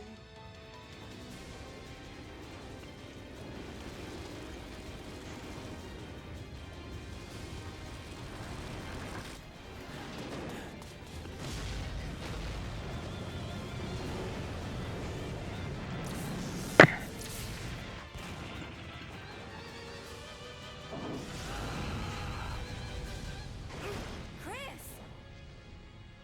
Hey, you know that I always keep my promises.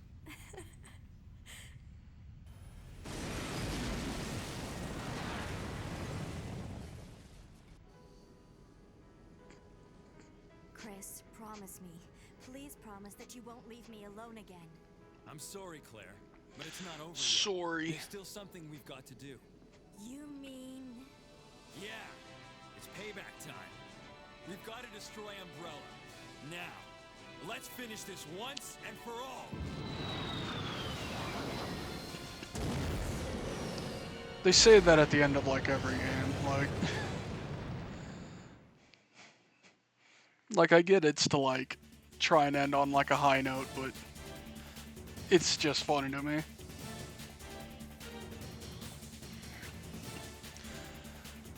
But that is Resident Evil Code Veronica. I really do love this game.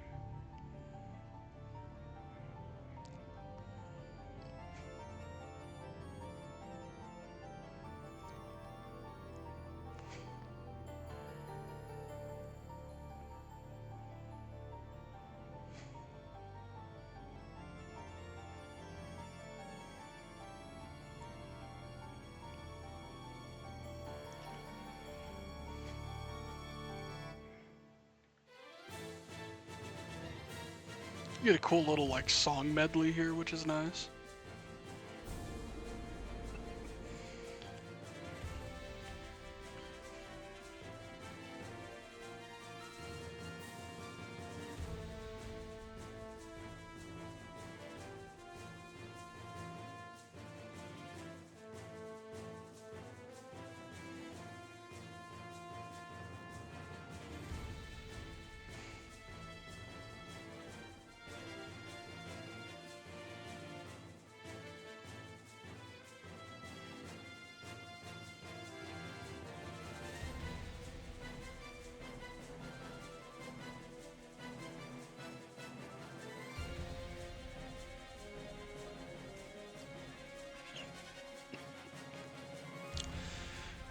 Just wanted to take a minute to check my Discord while I'm letting this roll. Theme of incest. We gotta make sure we get that in here one more time.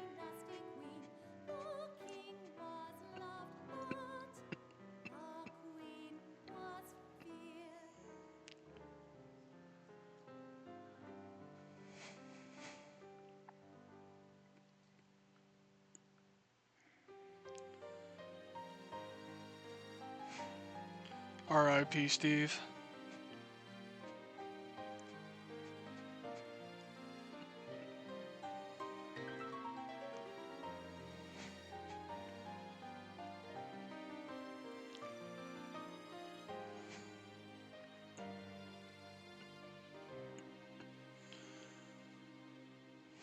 Living as, well, he was living as a big fucking green goober, but